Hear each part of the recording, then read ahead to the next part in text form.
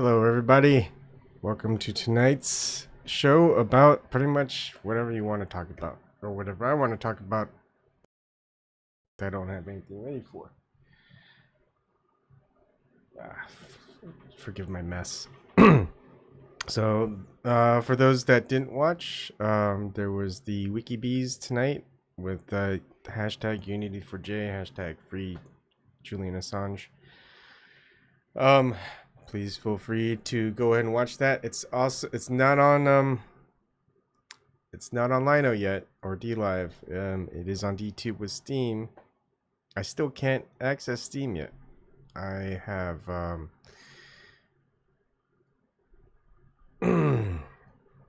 have this still going on over here. I can't yeah, I was logged in a minute ago. What's going on? Anyways, that's all it was. If anyone wants to join, you guys are welcome to, or most people. Don't know what to talk about.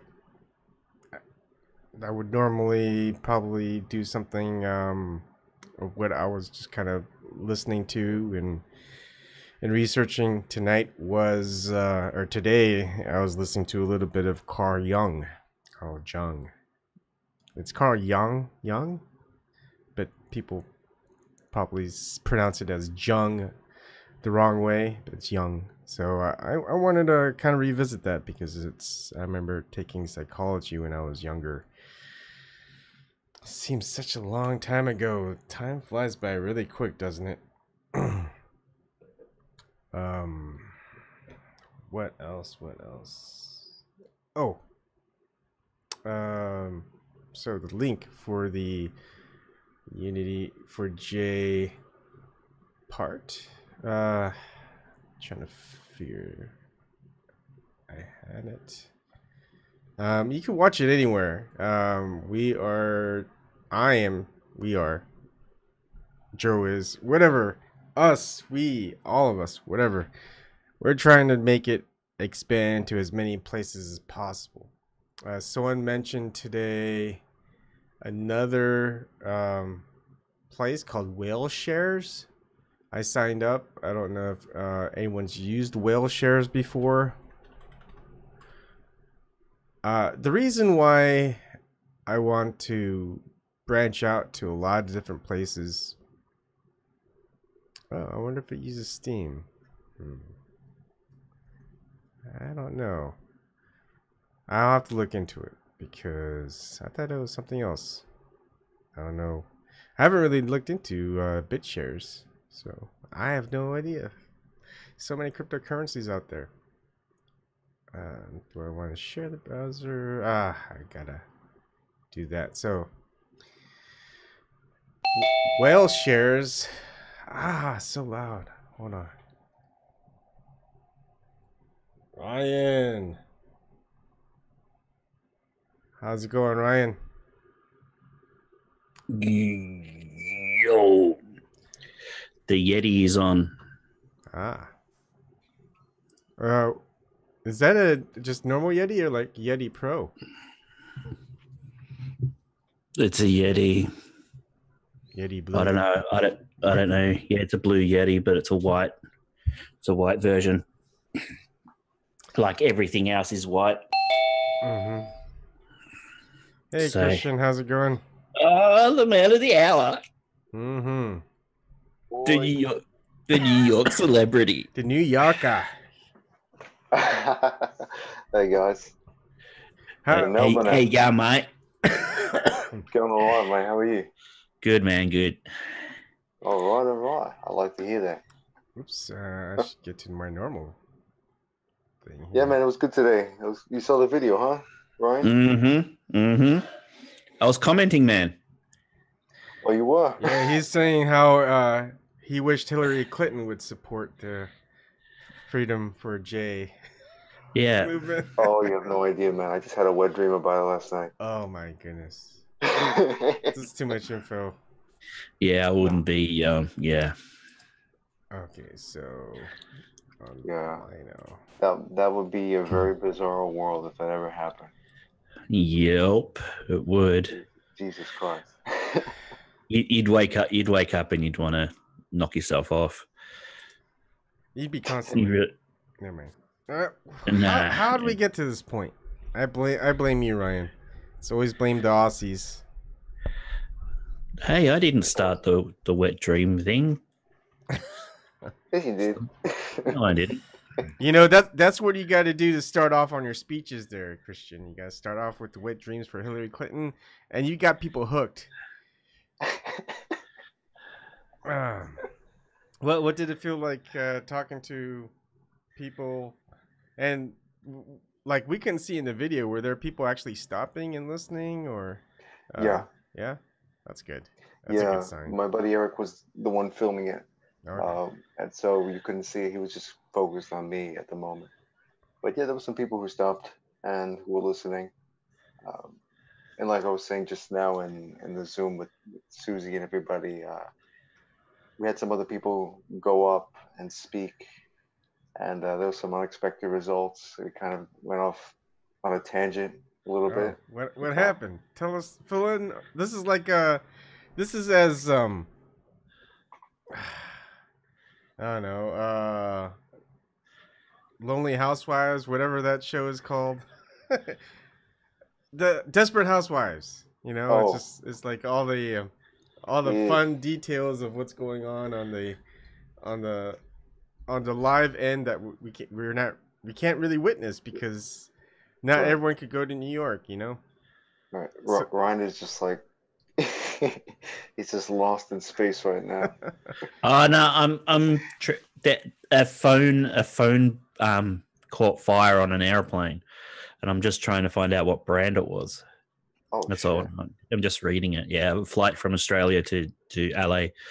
That they don't tell you, it's probably an iPhone or a Samsung. No, they would say if it was a Samsung. Yeah. All right, so tell us, Christian, what were the tangent speeches? Oh man. Oh, by the way, I'm gonna hang the stuff you sent me over here soon. I went and I got some frames, but they were too big. Frames? Let's see maybe if I could cut them. But anyway. Oh yeah, I did cut them so the white borders were gone. Sorry. No, it's okay. No. It's all right. No, I meant the actual the poster frame because it's made of cardboard. So I was thinking maybe just cutting it to fit the actual poster. Oh, okay. No, not the poster. The poster's fine. Although it's a weird dimension, 13 by 19, so it's hard to find that. Yeah. It's not impossible. Well, eventually I hope. I mean, I want to get a large format printer. The only problem with shipping is expensive in the first place. The large format, like movie-sized ones, at least you could roll it up. It's probably still be kind of costly. But that'd be nice to have, is movie-sized posters. Yeah. And large, huge banners. Yeah. Try shipping it to Australia, man. Oh, Jesus. Then you know what expensive is. It'd be cheaper probably to buy you and ship you a large format printer than shipping you a poster. Hey, Ryan. So I'm going to the TV show on Monday night. I got my ticket today. And I've asked the question. What was the question that I asked? Hang on, let me look it up. All right, my question is: it's the TV show. It's a question. It's a Q&A, and it's got three politicians. One from the Liberal Party, which is a Republican. One from the Labor Party, which is a Democrat, and one from the Greens Party, which is a Greens. Just to put it in perspective for Ebon's audience, you know what I mean? Just to make sure that people know who's doing what and where. And my question is, if democracy plays an important part in Australian society, then why aren't we as Australians trying to help Julian Assange get back home? Yeah. That's my question. You're never going to be picked to ask that question. You want to make a bet? Dude, some of the questions.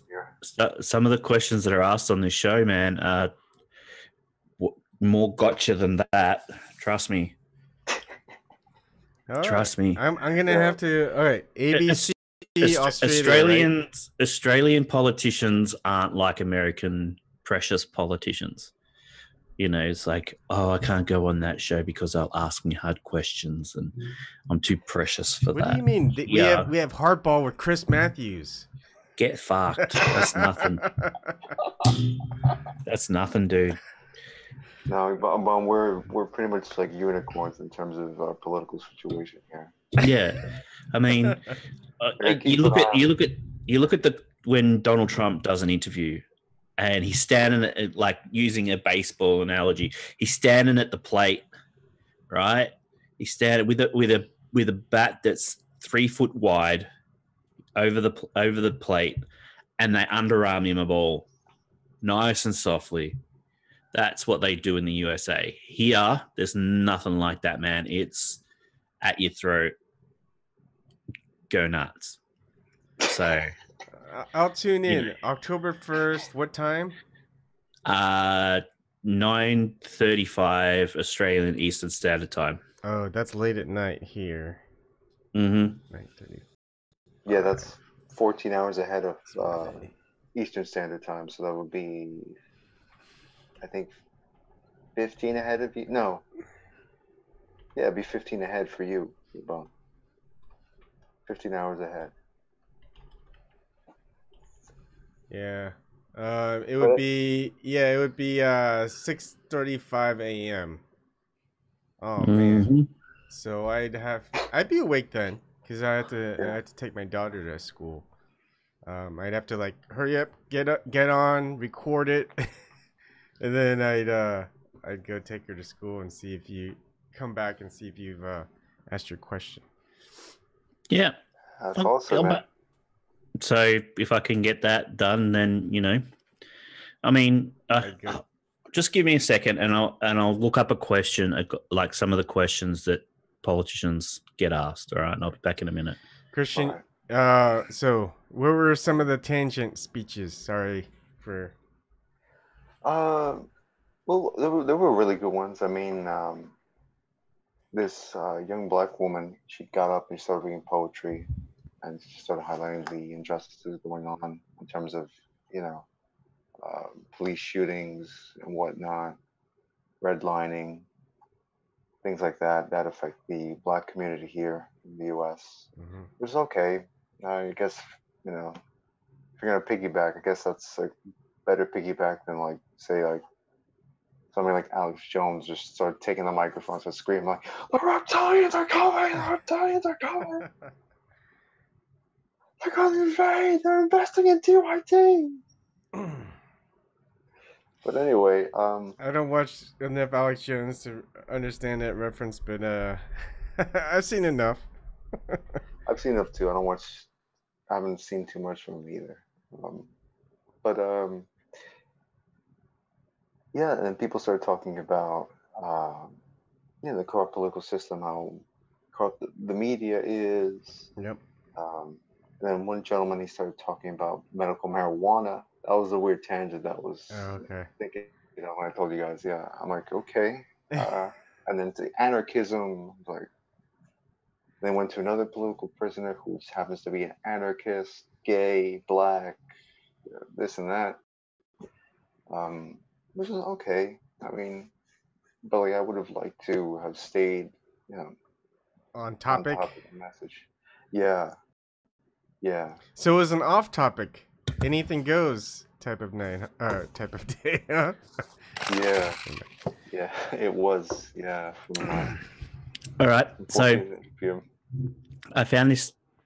So at the time of America going to war in Iraq and Australia and Britain coming in to help, we had a prime minister named John Howard.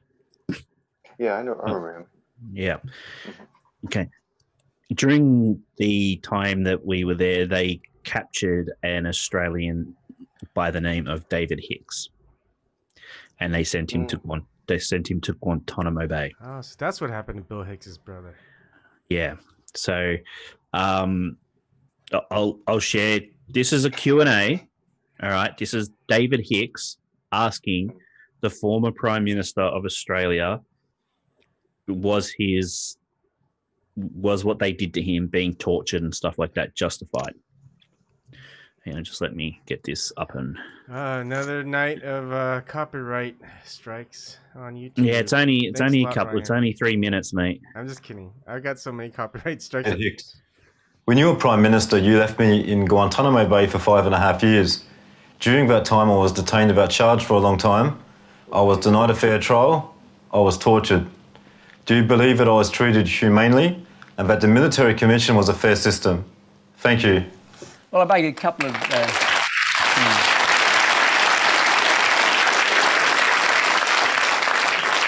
couple of responses to David Hicks. The first is that isn't it a great country that allows this kind of exchange to occur? And this is not the sort of exchange that would occur in other countries and in dictatorships, and it ought to make all of us whatever our views are about my government's policies concerning Mr. Hicks, it ought to make all of us very proud that we live in a country that allows that sort of exchange. Now, having said that, Jesus, there's no question. Just say no. I defended what my government did in relation to Iraq, in relation to the military commissions. We put a lot of pressure on the Americans to accelerate the charges being brought against David Hicks. And I remind the people watching this program that David Hicks did plead guilty to a series of offences, and they, of course, involved him in full knowledge of what had happened on the 11th of September, attempting to return to Afghanistan and rejoin the people with whom he had trained. So let's understand the reality of what David Hicks pleaded guilty to. Mr. Howard, on this question of him pleading guilty, Mr. Hicks says in his own book that his military lawyer, David Morrie, was told by your staff that Hicks wouldn't be released from Guantanamo Bay unless he pleaded guilty. Was that... Well, I'm not aware of any such exchange, but look, I mean, there's been a lot of criticism of that book by sources quite unrelated to me, and I've read some very, very severe criticisms of that book. And look, David Hicks trained with the Taliban. David Hicks was associated with groups that were behaving in a manner that was completely opposed to the interests of this country. And I think the idea that we should see him as a hero is very misplaced. The question was about whether or not he was advised. Look, I am. Did you ever ask any of your staff? I certainly didn't advise him. I didn't give any authority for that advice to be given. Because we've been told by a very reliable source. Oh yeah, which one? That I'm not going to name on this program. No, of course not. No.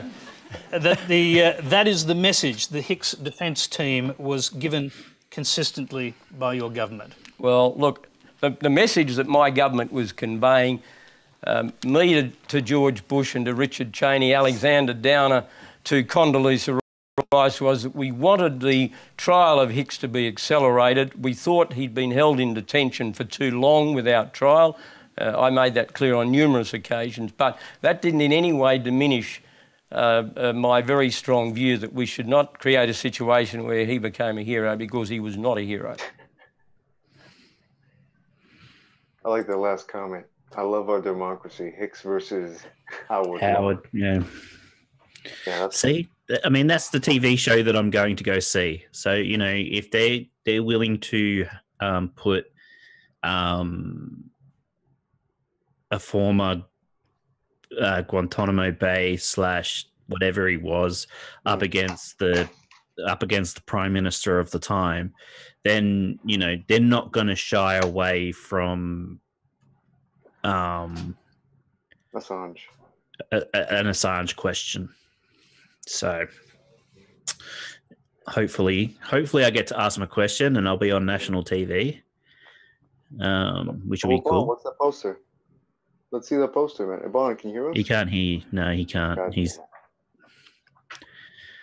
He's gone off into his own little poster-making world. He should really change the sound. So turn his mic off, put the sound on so he can hear us. But this gives us the opportunity to badmouth him on his own channel. Right. Motherfucker making posters.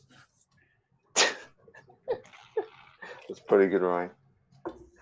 So what would you say, Ryan? Would you say that the Prime Minister gave us pretty much a fuckwit answer?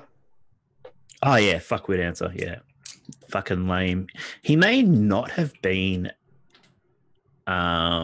innocent of what he did, but that doesn't give government agencies the right to torture, to hold without charge, to hold indefinitely without trial. Yeah. That, arbitrarily detained. That's against the Article 13 of UN's Universal Declaration of Human Rights. Exactly. And be detained, arbitrarily detained, jailed, or exiled. Yeah, and that's what's happening to Julian Assange. But you know what? You know, the biggest thing, you know how Donald Trump got laughed at the UN? Have you seen that? Yes, I saw it. I mean, it's like... so good that they laughed at me, right? It was so good. My act to Australia. I'm going right to Victoria. It's going to be huge. I'm going to the Melbourne Comedy Festival. I'm going to be the headline act. Just watch out. It's going to be a one-man show. One-man show. And then I'm going to be playing at the Sydney Opera House. I'm going to sell it out. It's going to be huge. There's going to be people watching from the There's going to be millions of people watching. Yeah. So, it's going to be so huge. The record like, you're going to be watching it from Venus. That's how huge it's going to be. We're going to project it from off the Opera House up onto Mars, then into the sun. It's going to be huge. It's going to be huge. It's going to reflect out into the universes. It's like, but I mean, it just shows how like what's the saying? A toothless tiger the UN is. You know what I mean? Yeah, I know what you mean. It's like if it's only a toothless tiger when it becomes like when it's up against the major countries, but as soon as it's like fucking some little country in the middle of nowhere does something, it's like, all right, everybody in, fucking sanctions, fucking sanctions. You know, let's cripple this country for what they're doing. You know what I mean? So that the UN is such a frustrating fucking. If only people abide by it, you know, and the only people, like the people who have any power within the UN will only abide by it when it suits them against someone else. So, so frustrating. I was watching a bit of a General Assembly yesterday. One encouraging thing that I saw and I heard was people kept hammering home Palestine. Mm-hmm. We're gonna stop, you know, the abuse, the killings. I mean, everybody, you know, people like talking. We have to stop Israel killing Palestinians to, like, you know, other countries and whatnot. It was refreshing to see that. It was, you know, inspiring to see that at the very least. You guys are a bunch of anti-Semites. Yeah. What was that poster? The green one. Huh? The green poster. What was it? So remember the American Robins that I live streamed that had the nest? Yeah. So it's just that. I could bring it up on the share. You'd have to watch it on the stream, but let me look for it real quick. What do you want, sweet? Pictures. So there's a lot of pictures that I liked, but I just had to pick one. Let's see. So here we go, and the share. So that's what it is. It's just that one. I can't see it. You have to look at it on YouTube or on DLive or whatever. All right, hold on. Ah, fucking hell. Now I have to open that shit up. Oh my goodness. Eben. Oh, there you are. No, I can't see it. Hold on, the YouTube is still loading for me. Yeah. Oh, there it is. I see it now. There you go. So that's all it I is. see it. And then Oh, the it's pretty. yeah. Did you shoot it? Yeah, I had it for dinner. Yeah, it's generally what happens, man. My goodness. Oh, do you want to see something You really disturbing? Australians. Do you want to see something really disturbing? Hang on, just let me.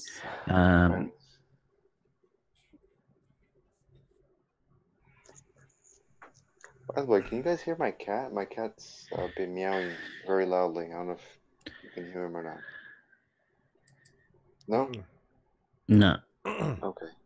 All right. So, what you call a redneck, we call bogan, right? Oh, Westy. No, just a bogan. Westy, like in Sydney, in the Sydney area. I'm sorry. You're in. Yeah, they're not so much bogans in Western Sydney. They're something else, but I don't want to say it because then I'll get done for racial vilification and shit like that. These are the chicks that left the nest. Anyways, that's the other one that I just put up. It's a smaller one. Ready? Watch this guy. Right. Ready? Yep. Just wait.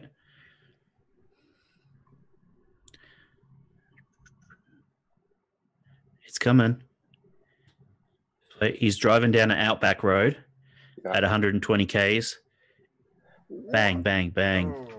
Bang, bang. Bang. Bang. Did he at least pick them up for dinner? Oh my god. I mean, that's like a feast for like 12 families right there. He's 20 years old. Look at his reaction. Jesus. You know what's funny? I think that's bullshit as a hunter, and as a vegan, Christian thinks that's bullshit. That's messed up. Yeah, man. I mean, look, I don't care if, like, I don't have any problem with hunting, but if you're just gonna kill an animal just for the shits and giggles, then yeah, you just deserve to get your ass kicked. So it's about $21,000 now per native animal you kill. Ooh. So he looks like he's run over 11 emus, which would have died because he went right over the top of them. Wow. So is he getting tried or something like that? Yep. Okay. Yeah, that'll teach him. There's another guy who thought it would be a good idea to kill the endangered wedge-tailed eagle. They did a raid on his property, and they found 406 wedge-tailed eagle heads and feet. 406. Yeah. 406. I don't know what's wrong with people. And it's a majestic animal, an eagle. Yeah. Yeah. You don't eat it. Yeah. There's no nutritional reason for killing a wedge-tailed eagle. Mm-hmm. I mean, if you killed a kangaroo, you know, I understand, you know, you can eat it. But killing an eagle, killing any Australian bird, there's no nutritional value in killing any Australian bird. So, and now there's this other guy who's being sought after for, he had knuckle dusters on, and he was fighting kangaroos. You know, brass knuckles. Oh, that's what you call them, knuckle dusters? Yeah, knuckle dusters. Oh, that's a first. I never heard of that. Yeah. Aussies are weird, I'm telling you. So yeah, it's man. I mean, it's just so shit here in Australia at the moment. People are doing the stupidest shit, and then like crying because they're getting ousted on social media, and then they start getting death threats. It's like, well, dude, you killed 406 fucking wedge-tailed eagles. Jeez. Yeah. But that's like a minimum. That's what else did he kill? Yeah. Oh man. And then we've got, you know what else we've got? We've got the needles in the strawberries. Mm-hmm. Someone puts needles in strawberries. So Yeah, I heard about that. That's stupid. It's fucked. For people? Yeah. Yeah. Somebody literally put sewing needles and pins in strawberries. And they went out to the public and people bought them and chomped on them and found a needle in there. There's some bad people in this world, and we get to see it because they posted on social media. Yeah, but it crippled the strawberry industry. Mm-hmm. You know what I mean? Like, we're in the middle of peak season for strawberries, and yeah, millions and millions and millions of dollars worth of strawberries have just been sent to landfill. I mean, that is still a lot of work that someone has to do to put needles in strawberries. It's like, here's a strawberry needle. I mean, they'd have to have just a bag full of needles and just like, ha ha ha, people are going to get needled by biting in this strawberry, and I can't even watch it happen. I just know someone's going to do it. I mean, that's just another level right there. Because you have the initial person who did it, which they don't know who did it yet, but they believe it might be a disgruntled worker from a farm up in Queensland. Mm-hmm. But then you have copycats. Monkey see, monkey do. Yeah, you see people going into supermarkets and putting pins in strawberries, and I mean, even like the one of the big supermarket chains stopped selling needles, like sewing needles and stuff. Like, took them off the shelf so people wouldn't go down to the area where the needles are, pick them up, and then take them to the strawberries and put them in the strawberries. I wish they What put I that. would do is, if I were to buy strawberries, I would just slice and dice them, just to be safe. Yeah. Well, that's what they've been saying. And you get a nice pile of sewing needles. Yeah. Not funny, dude. With a strawberry scent. Oh. Not funny, that's dude. That's my daughter. Oh. Oh. So yeah, that's what's been happening in Australia. Oh, and the fact that the new Prime Minister's a dickhead. But we all know that. Seems like every politician or ruler is a dickhead these days. Yeah. Mm-hmm. Or fuckwit, as you guys would say. Oh, fuck me, mate. But I mean, and you know what's happened is the one of the that there've been suggestions that Rupert Murdoch and one of the other rich media barons colluded together to get rid of the Prime Minister the other month, to oust him. Yeah, to oust Malcolm Turnbull. They colluded together to get rid of him. And people are like, how in the fuck can two people oust a Prime Minister? How can that be even remotely possible? And people are like asking questions, how fucked up that is. Then you've got one of the chairman of the board, like the chairman of the board of the national broadcaster, didn't like one of the reporters, so he tried to get her sacked because he didn't like the way she was reporting on the Liberal politicians. Mm-hmm. So he tried to get her sacked. And then it's like, so no wonder all the TV shows she was on are all gone. You know, all the TV shows that she was the host of or a reporter for or whatever are all gone.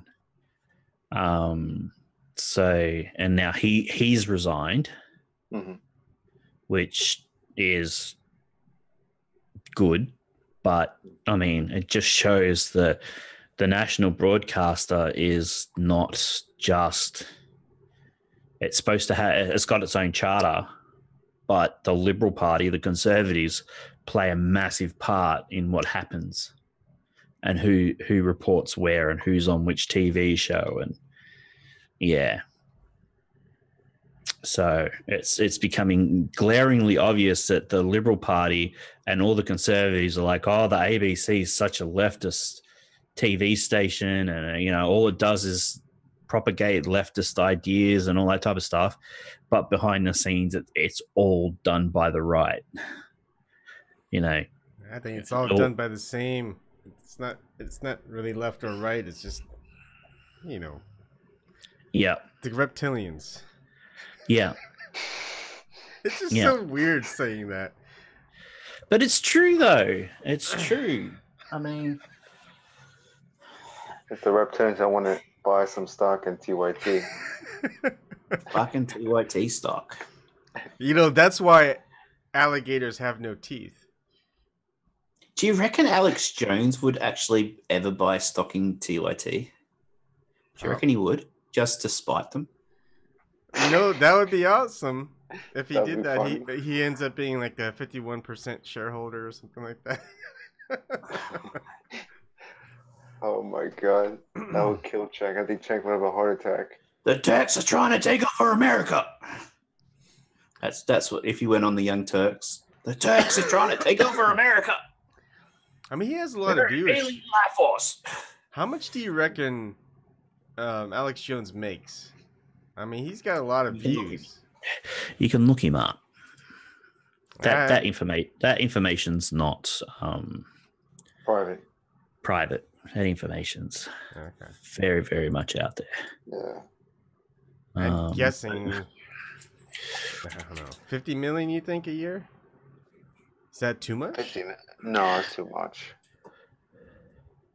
I mean, he has like millions of subs. And views. Well, he's not making any money now. Well, Oh yeah, I guess they kind of shut him down, huh? PayPal. He's not making any money now. Last time I checked, he was worth more than what Cenk Uygur was worth. I wouldn't be surprised. Must have been all those man pills. Get your man pills. Yeah. Yeah. Also, You're having trouble getting it up? Get the InfoWars mega ejaculation pills. But I think it's good. They're actually doing him a favor. He's migrating to all the different types of live streaming platforms and alternative types of platforms, and none of the other off his own website. Yeah. And none of the other mainstream media are gonna just bother to do that, even though it's simple. And they just put themselves into a little trap. Yeah, I'm surprised Fox News has never picked him up. Fox News. You know, put him on a late night TV show, like, you know, 10:30 at night when all the 2 a.m. in the morning. Yeah, when all the real right wing Fruit Loops are up, burning crosses and shit. You know, when they're all out in their backyards burning the cross. Hey, I don't know. Right, left, they're all horrible. I'm just all the comedians. They've all turned crazy left. Centrist, sorry, maybe not left. They're not liberals. Not all comedians are centrists. I mean, they've all pushed for Hillary Clinton. Not all of them. 2016, pretty much they all just went like, hey, if you don't vote for Hillary Clinton, you're fill in the Mad Lib. Yeah, but I mean, Hillary Clinton could offer them more than what Bernie Sanders could. You know what I mean? Like Bernie Sanders wouldn't be offering rich people to get richer, like Hillary Clinton would be offering rich people to get richer. So, and let's not face it, a lot of comedians out there, like a lot of the mainstream comedians, are fucking rich. Colbert, fucking the grey-haired dickhead that was on HBO. What's his name? Bill Maher. Bill Maher. Hell, like he said that. I mean, he'd suck Hillary Clinton's cock if he could. Also, as a quick aside, guys, I was listening to TNT by AC/DC, and Ryan, for some reason, I got an image of you with a Viking hat and little ponytails, red ponytails, headbanging to it. Yeah, you know what? I'm sorry. I don't like AC/DC. Blasphemy. I don't. I really don't. I don't like Guns N' Roses. I don't like Metallica. I don't. I just don't like those types of bands. Just don't. I mean, you're more into hip hop, rap? No. I'm more into like Tool and Slipknot and. Oh, I see. Yeah, I'm more into that. Stuff. Yeah, more the weird stuff. Yeah. Still am a huge fan of the Smashing Pumpkins' early stuff. Mm-hmm. Like, I had them on constant replay when I had a Walkman, Sony Walkman back in the day. Yeah. I went through so many batteries in my time. Holy shit.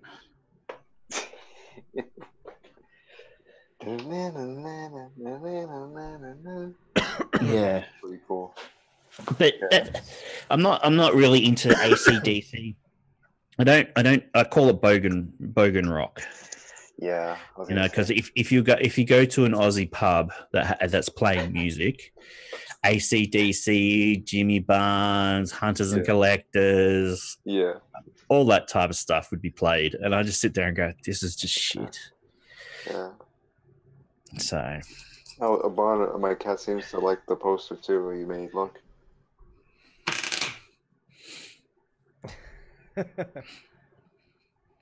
It smells pussy. Get it? On your bed? Get it? Yes, Ryan. Ha ha ha. Did you get any phone numbers from some hot chicks while you're out there? Oh, Christian gets a lot. Yeah, he gets it like when he walks out his front door. Women throwing their phone numbers at him. We know.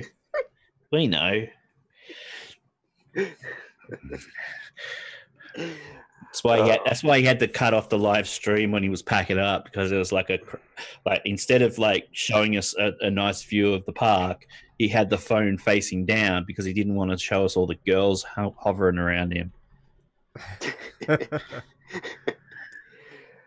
Oh Jesus, you guys are funny. You know, Alex Jones is only 44 years old. Yeah. He looks like he's nearly 55. 55, 60. Dude, with all of those screaming fits, yeah, you're going to look older. Fuck it. It must be those vitamin pills, man. No, it's all those times that he screams. I mean, I don't watch him. I've only seen clips of him, but it's always just him yelling at the top of his lungs. Like, look at him there. Hmm. He looks 55, 60. That's because he's Bill Hicks. Yeah, he does look a little bit like Bill Hicks, doesn't he? I've turned Ryan into a conspiracy theorist. You reckon they're the same one in the Nah, they're not the same person. You can tell they're not the same person. Oh, you haven't looked into it deeply enough. You gotta go down that rabbit hole. Yeah, but there's 15 years. There's 15 years. Yeah, maybe. Fucking maybe. Maybe he's lying about his age. Maybe he's lying about his age. Here. Oh, no. Look at this. Ready? Hang on. Someone's already beaten me to the punch. Oh, wow. Yeah, I aired this rabbit hole in like 3 months ago. Come on. Oh, you did? Oh, okay. Yeah, you guys don't even bother watching my videos. I see how it is. Come on. Not when you're doing rabbit hole stuff, dude. Some of that stuff is like far out there, and I just go, oh. I tune in. I tune in. I tune into that. What's his name? That Luciferian that you had on. He's a Satanist. Mark Passio? He's not I wonder- Luciferian. Ex-Satanist. That's Russell Crowe. Luciferian. I wonder if you could. I wonder if it would have been possible for Bill Hicks to have just disappeared, aka died of lung cancer. AKA, No, pancreatic cancer. Oh, pancreatic cancer. And at a young age, I mean that's 38. It's a extreme rarity. It's rarity. Yeah, it's rare. That's an old person's cancer. Yeah. Because I know that's an old person's cancer because when you hit 50, even though 50 is not that old, you get a free pancreatic cancer test in the mail so, in Australia. So they just automatically send you out a test to see, which is really good on the Australian government part. Hell yeah. So, Absolutely. I hope to see Alex Jones one day, and I would just want to call him Bill. Hey, Bill. He'd say, yeah. Oh, man. I was like, I got you. You know, he hates it. He hates that. So. oh, yeah, he does.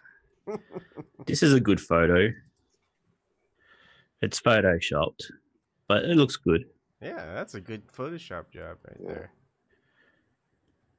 Yeah, you have my cat looking at the screen right now.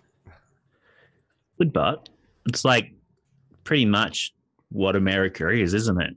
It's like using the American flag to gag you.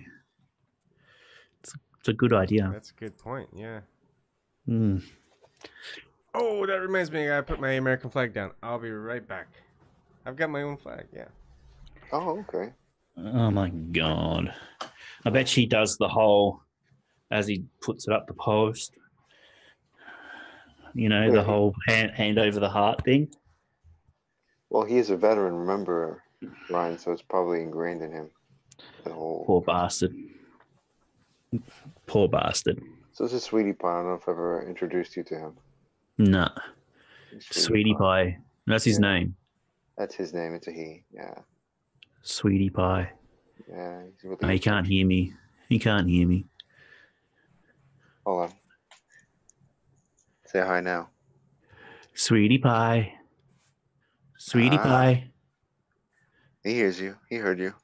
Sweetie Pie. Sweetie Pie! No, don't do that, man. Come on. You can scratch the shit out of me. Sorry, dude. That's what I was hoping he would do. Just get up and attack you. Sorry. Sorry. Where's my dog? My dog's somewhere. I don't know. He doesn't like being picked up. He's somewhere. Murray. Hang on. Let me see if I can get the other one here. Okay. Murray. Actually, if I go like this, if I bring out the dog treat. Oh, yeah. He's like that, too. Sweetie Pie's like that, too. The freaking treats. By the way, Yeah. I'm not sure. I think Ryan knows, but Christian, did you know that Shirley's husband is now kind of woken up a little bit? I heard on a stream, yeah. I heard on one of your streams that Yeah. she had shown him a video or something, and that he kind of, quote unquote, woke up, for lack of a better word. Yeah. I thought that's good news. That's kind of rare. Good. You know, it'd be like my wife saying, reptilians are in control? Really? I agree. Oh, maybe not that far. Oh, Murray's This is Jasper. This is Jasper. Oh, Jasper. Yeah. He's a Scottish Terrier, see? He's a terrier, yeah, I was going to say. Yeah, he's a Scottish Terrier. Oh, big cuddle for the little boy. And a big kiss. You're my little boy, aren't you? Okay, I've had enough, Dad. Put me down. Oh. Now give me my treat. There you go. See ya. He doesn't do anything for nothing, this dog. If you want him to do something, it's got to be treat involved. Hmm. They're Yeah, easier to but train that way, at least. yeah, I think I told Mitch, I told Snork the story, but he's actually a rescue cat. We rescued Oh, him. cool. And he was abandoned by his previous owner. He was staying where his outside of the apartment where he used to live at, and so I found him. A neighbor of mine told me that there's this cat they were feeding. That was really friendly, and so I started feeding him too outside of where he was staying. And um, one day, as I was petting him, I noticed he had a bump on his side, and later on, I saw that he was limping. And so I just said, I can't leave him here. So I took him in, and he's been here, I think, for maybe 2 years now, ever since. And what had Cool. happened was he had a piece of glass stuck in his paw. And I would often go with my family, and we would see um, just empty beer bottles everywhere. We found one time there was a cigarette butt in his, because either his previous owner or somebody had left him bowls where they would put food and water, and he had that there. And one of the people that were living there, same people that were probably drinking themselves like to sleep, they were telling us that the cat was there, left there to take care of the rats and the mice and whatnot. I don't know if I believe them or not, but yeah. So we found one time there was a cigarette butt in his food bowl. There was pieces of glass everywhere, and there was one night where we came and we saw that there was vomit all over the place where he would stay.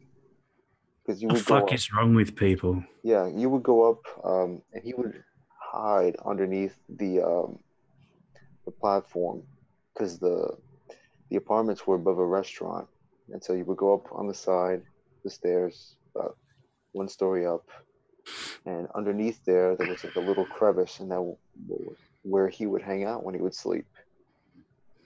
And all over the place, all over there, where he would normally come and jump up was vomit, human vomit. So yeah, I just See, feeling people bad. like that should be taken in front of the courts. I'm sorry, I don't care. I don't care if they're like I'm a huge mental health advocate and stuff like that. I don't care if you've got mental health problems or whatever. You just do not do that to animals. No, You do it to animals, you do it to humans. exactly. Exactly. Yeah, but I would love to do that, man. But we have no proof. We don't have a video, so they could say anybody. Unfortunately, and it's already been years.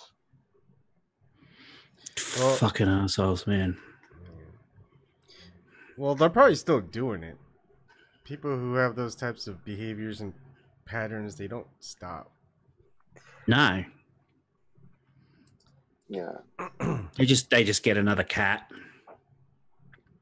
You know, you can get cats dime a dozen from breeders. Mm. You know, They just didn't want the cat there because they kept telling myself and my neighbor who would go and feed him, my mother who would sometimes go and feed him, see him, that, hey, are you gonna take him? Do you want to take him? So they didn't want that cat there. They obviously didn't want that cat there. All the people that were living there, there was, there was a family there, and there was another one. fucking assholes, man. Yeah. And when It's they were telling the story that they're the ones, like I told you, that told us that the prior owner was had abandoned him and whatnot. And we think they were kind of like making a jab at my mother. My mother was there, and my mother's part Cuban, and she speaks Spanish with a Cuban accent. We were talking to these people; they didn't speak English, so we spoke in Spanish to them. and they were saying, "Oh yeah, yeah, yeah, it was a Cuban, like very like how would you say it? Like Ryan would probably know. It's like, Ryan, you know how Brits, they kind of like throw like these sly jabs at you, Snide remarks. sly remarks. Yeah, or Yeah, you know, Bon, Sly yeah, or yeah, snide. yeah. Snide Yeah. remarks. Yeah. kind of like that. Yeah, and my mother, because they heard my mother speaking to her, and it was directly at her. They were speaking right at her. Mm. So, Fucking assholes, man. yeah, not exactly nice people, but No. you know, and he's happy, and he's got his own bed. That's his bed, guys. That's his But it's bed. like it's always like the. I mean, your cat's lucky to have you. Let's not, Thank you, Ryan. you know, let's not. Just the thought that treating my dogs like shit just makes me physically sick. You know what I mean? Not feeding them, not giving them fresh water, not getting them clipped when they're meant to get clipped, and you know, all this other type of stuff. I haven't been walking them as much lately, or well, for a while now, because I haven't been physically able to. But you know, they get treated like little kings in my house, and how people can't treat their animals like they would like to be treated is just beyond me. Then why have them? Yeah, exactly. I mean, like I have problems killing even a fly. I can't do it. Oh no, I can kill a fly. Come to Australia, dude. I'll teach you how to kill a fly. Fucking Flies, things I are could do with everywhere. Like, Dude, not like in flies summertime, you step out the front door, there's at least 20 flies waiting for you. You're fucking walking around like this all the time and fucking doing all this. You'll see whenever in the summertime, even in the cities, man, you'll always see Australians going like this. Right. Fucking flies, man. Ebon, you were gonna say something, brother? Oh no, I hate flies too. I could do without flies at all. And that's why I let these huge brown house spiders roam around this house. I mean, in my basement, they're this big. You know, I made sure they're not brown recluse spiders, but Jesus, they stay away from me. I mean, they do a good job. It's just when they lay their eggs, and I have baby spiders just hanging everywhere, and like that's one thing. Oh I don't like. Jesus, yeah. What the hell? Oh yeah. Oh my God. What I hate is when I'm fishing and you got these flies that bite, and they bite pretty good. And it's like, Jesus, what kind of flies are these? They're not mosquitoes or anything. They're just these weird flies that just bite really hard. That's how we get rid of them in Australia. That's how we used to get rid of them. We used to dangle corks from the hat. Oh, that's what do the corks do? Shit. They don't let the flies come close to you. Yeah, but what is it about corks? It's just you can pass the string through, and there's an abundance of corks because everybody drinks alcohol. Okay, yeah, but what is it about the corks that keeps the flies move? away? They move, and the flies don't like it. Okay. Yeah, the corks. So this is in the outback. Look at that! Doesn't that look glorious? It's photoshopped. Yeah, it's not photoshopped. I can tell you that that's not photoshopped. Oh, that one's real. Yeah, that one definitely. That's Ayers Rock. That's Ayers Rock. Yeah, that's the one that I was telling you about that you're not allowed to go up on anymore. That's a South African mountain right there. That's photoshopped in. But you know, we know Australia is as flat as Nebraska. Yeah. Yeah. Well, Australia is is the flattest continent on Earth. Yeah.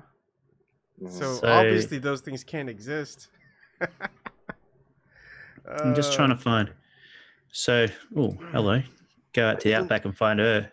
Isn't that rock that's kind of haunted that the Aboriginal says don't go there or you're gonna die or something like that? Hanging rock. Hanging rock, right? Where, hanging rock. The rainbow serpent lives or something like that. Yeah, the rainbow serpent lives in the outback.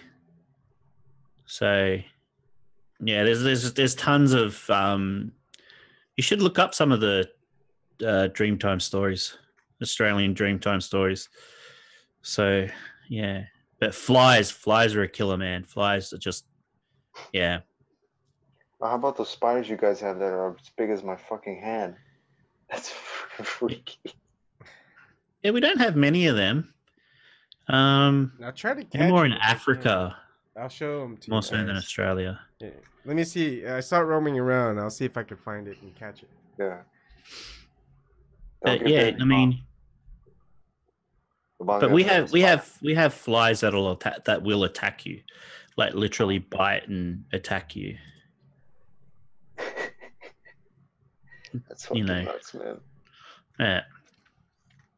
Fucking assholes things, man. And they fucking hurt too. Yeah. Oh, they're painful as. Bastard of things. Jesus Christ. So, Ryan, do you know somebody who's either died from a shark attack, a snake attack, or a bee attack? No. Oh, wow, that's rare. Oh, really? Well, like, president of the UFC, Dana White, he says he always asks Australians that question, and there's always somebody knows somebody that died from one of those three things, one of those three animals. And he's like, that's why I'll never go there. It's like fucking Jurassic Park. Bees because of the anaphylactic shock, not because of they swarm. Bees wouldn't be because like 6,000 bees swarmed this one person. It would just be one person getting bitten and having an allergic reaction to it. Right. That's all. That's all it would be. Shark attack. I mean, there was one last week. It's whenever and the logic of authorities was to go and kill 4 sharks. Like, stupid, man. Where's the fucking logic? You know, it just Wait, just what makes happened? me so Shark mad. attack? Yeah, there was a shark attack. I think it killed one person and injured another. And the Western Australian government thinks it's a bright idea to go out and kill sharks. Oh, this was by Perth? Yeah, Western Australia. Yeah. Obviously, that worked in Jaws. And that worked in every other situation when there's like a man killer shark or tiger or whatnot. Did you ever see that movie with there's this tiger that it was a man killer in India, and these hunters went to go and try and kill it. So what they did at first was they just killed every tiger that was out there, except the killings from the tiger still kept happening. So eventually they just tried to ambush the tiger, bait the tiger to do another killing, and then they would try to kill it. And but the tiger was too smart. I mean, shoot, you think a tiger that's killing humans, the top predator, is gonna be easy to find in daylight and just not run away or hide or something like that. Yeah, it's dumb, but that's how a lot of humans are. They just react. They go, hey, we did something, even though it didn't solve the problem. At least they did something that seemed like it could solve the problem. Right.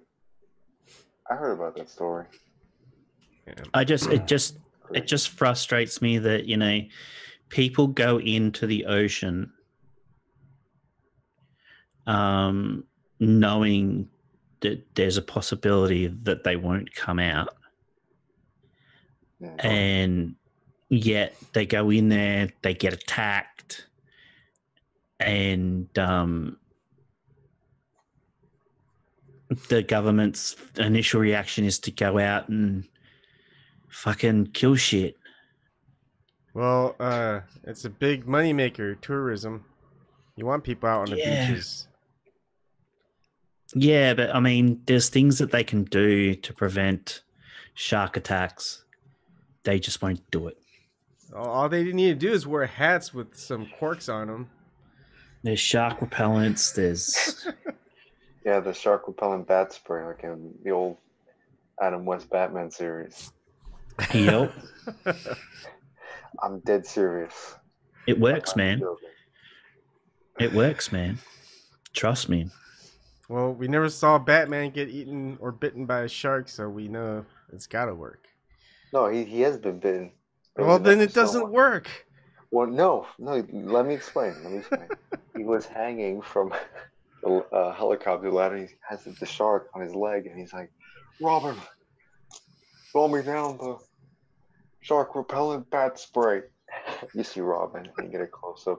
It says shark repellent bat spray. He just throws it down. Batman grabs it. He sprays it, and the shark goes, "Ah!" Lets him go. Oh, that's good stuff. You know, I still haven't seen the Justice League yet. I heard bad things, and that Ben Yes. Affleck and Henry Cavill, is that his name? Cavill. Yeah, you could say it either way. Yeah, they're no longer Batman and Superman. Yeah, I suppose. Yeah, Ben Affleck's in rehab, dude. Yeah, I heard that he's like super depressed or something because of his like latest movie that flopped. Yeah, Or something. I mean, it was kind of depressing. Like I saw just through passing like a video of him being taken out of his house by Jennifer Garner, and he's like this, all drunk to shit. Yeah, What? it's sad. I want to see it. What? I have not seen one Marvel/DC Comics movie. Oh man, you're missing out on some good fun stuff. No, I'm not. No, I'm not, because I'm not a fucking nerd. Yeah, but yeah, you got all that stuff behind you, brother. You got Yeah. all those Funko Pops, I see. Star Wars. We'll watch. Yeah. World of Warcraft. We'll play. Oh man. Star Wars, Oh. Nintendo, Legend of Zelda, Sonic the Hedgehog. There's nothing there except for that Robin that over there that I got from a loot crate. Oh, nice. Nothing is Marvel, except for these things here that I got from loot crates. Ah, you see? I don't buy stuff. You don't buy comics? Nope. Nope. You're telling me you haven't even seen The Dark Knight? Nope. Oh, dude, if it's just one you gotta watch, it's that one. He doesn't look too bad. I mean, he just looks I like- didn't even watch the full when Michael Keaton was Batman. Back in the day. You missed the best movie ever in Batman and Robin. I think you're talking shit. See that? Nice. Yeah, I'll put the poster right over here, and then I got Sub-Zero over there. Hold on, for Mortal Kombat. I'm talking to a He's got bunch blood of. all over him. I got them at Boston, Bon, when we met. The Comic-Con? Yeah. Nice. Ow. Back scratchers. Oh man, they're Back scratch. the best. These are one of the ones that go far out. And this is like the Oh, sharp one. It's got the nice. bear Oh, yeah. claw. Oh, Jesus. Oh yeah. Oh. Then when they take Ebon to the hospital, they think he gets laid way too often because he's got all these back scratching marks up his back, and then they get turned around to his wife and go, "What's going on in your bedroom?" And she's like, "I don't know what you're talking about." They show the back scratches, and it's just like, "What? Have you been cheating on me, Ebon?" Oh, Jesus. Oh Oh, yeah. Ryan, did I tell you the story With the about she my- bear. A she-bear. She-bear. Did I tell you the story about how I tore my ear off? What? Yeah, you told me. I told you, Mom. I'm Oh. talking to Ryan. Yeah, you told me. Wait, what? All right, so a few years ago, when I was my junior year of high school, like my third year of high school, we used to play a lot of football, like American football. This one, not kicking. This football, Yeah. and we would play tackle, and we would do it in the middle of a baseball field. We just get like 20 of us or so, a dozen of us or so. We'd play, the best we could. So one day we're playing, and you know how when You have to have seen it. So in American football, they have what they call kickoffs to Mm-hmm. start a play. So you Yeah, have the punter. Yeah. Oh, so you know. Yeah. Yeah, I know how American football works. Yeah. Yeah. So to simulate that, Mm-hmm. we would just have the guy with the strongest arm on the team just lob the football over to the other side of the field to the opposite team. Mm-hmm. So we do that, all right. And on the other team, everybody's got different builds, different sizes, weights, heights, what have you. And they have this one guy who is like trying to put in meters. Just say 6 foot, whatever. Don't worry about it. Oh, yeah. So he's not that tall. He's a bit taller than Eben. Yeah, 5'8", about. But he's like how many? Just say pounds. No. He's like 130 kilos. Okay, yeah. So he's a little bit lighter than me. Yep. So he's a big guy. He's a big fella. He's a hefty dude. Yeah. Yeah. So what do you know? Out of all the guys, of all like 10, 12 guys that are on the team, he's the one that grabs the fucking ball. And so he's just running over people as people are trying to grab him. I mean, he's just like people are like, he's just swatting people down. And so I'm getting up to him, and I go, okay, I gotta probably go low. So I go low, like in a wrestling takedown. I grab his legs, and I try to pick him up. I get him off the ground a little bit, and he just shifts his weight all on top of me. He just sprawls right on top of me, and he falls right on top of me. And I hit the ground. He crashes on top of me on the back of my head, and all I hear is in my ear, my left ear. So I get up. I'm like, okay, I probably like just hit my ear on a rock or something. All right, my hearing comes back to me. And I keep playing. And then like a few minutes later, somebody goes, Chris, your shirt. I'm like, what? Dude, your shirt, you got blood. I look down and I got blood trickling down from this side. And so I'm like touching myself, right? And I see, oh, it's my ear. But I didn't think anything of it, so I kept playing. And this crazy thing, right, is that as I was playing, there was a guy on the other team that he was like, dude, what the fuck are you doing? He was getting pissed off at me that I was still playing with blood. I guess he was afraid of blood or something. Mm-hmm. And he almost fought me over the damn thing. Wow.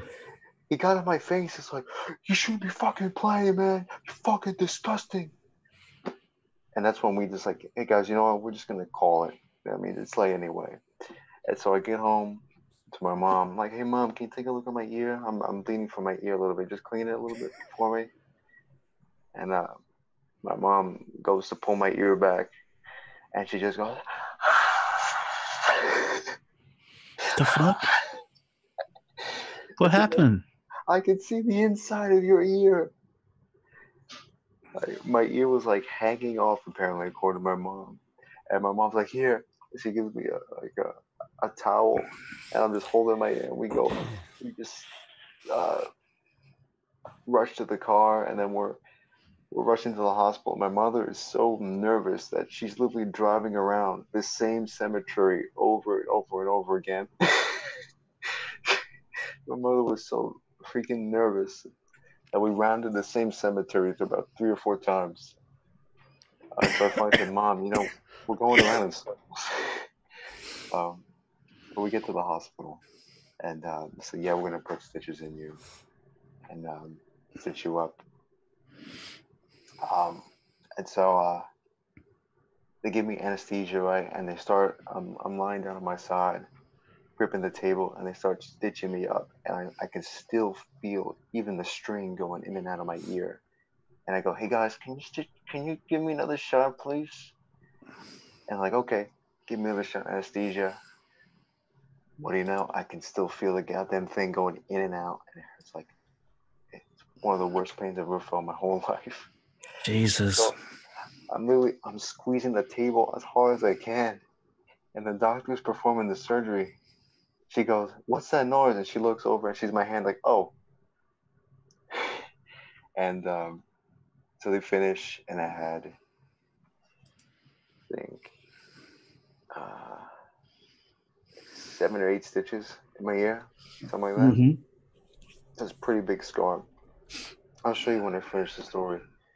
So they tie my head up,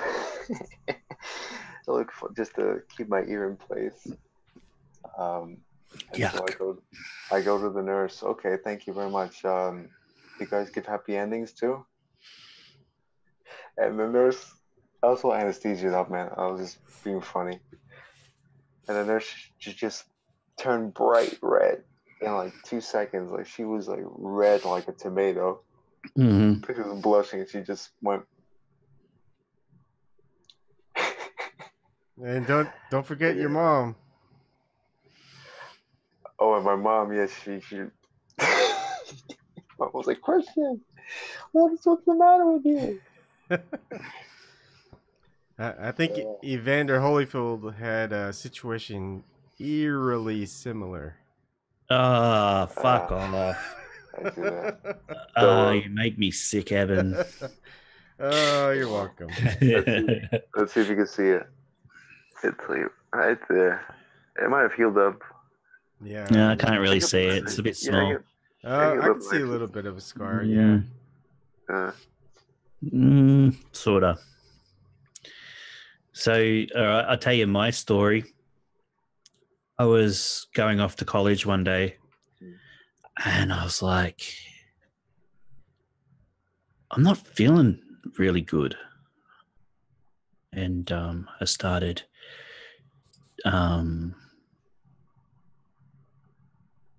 got in my car and started to drive down. I think I got to the end of the street, and I thought, fuck, I need to turn around. You know, I am not feeling good at all.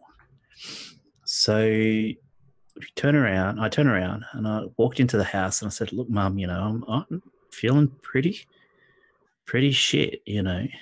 And she's like, okay, fair enough. Well, do you want to go to the doctor? And I'm like, you know, I honestly don't think a doctor's going to be able to do anything for me because I'm feeling really shit. And I was struggling with light, you know, I was really sensitive to the light and stuff like that. So she said, okay, let's go, you know, we'll drive to the hospital. So I put a towel over my head to sort of block out the light and put some headphones on to block out the noise because I was really sensitive to it. Get to the hospital, and I'm like, you know, I walk in with a towel over my head with headphones on and all this other stuff, and the nurse goes, okay, this sounds pretty serious. Let's take you straight in. Usually it's a wait. You know, you have to wait but because they thought it was serious. So anyway, so I said, I don't like taking morphine. So they said, okay, no worries. We'll give you this tablet, but the only thing is you got to stick it up your bum. You can't swallow it. It has to go up your bum. And I'm like, and then the nurse, a hot nurse, absolutely stunningly hot nurse, like, oh my God. She goes, do you want me to do it? And I'm like, no, thank you. I'll do it, thanks. And she hands me this little tub, you know, the little tablet cups that they give patients. She gave me 2 of those, one with this huge fucking tablet shaped thing to stick up my ass, and a little tub of lubricant. And I'm like, oh fuck, here we go. So I get up in the fetal position, and then all of a sudden my mum goes, do you want a hand? Oh no. And I'm like, no, I'm fine. I think I'll stick this up my bum by myself. Moms Anyway, will be moms. So I'm sitting there. And, you know, the pain's starting to wear away, but they're worried that it was meningococcal, which is a bacteria that gets into your bloodstream and can kill you. So, but there's also a viral form, and it's called meningitis.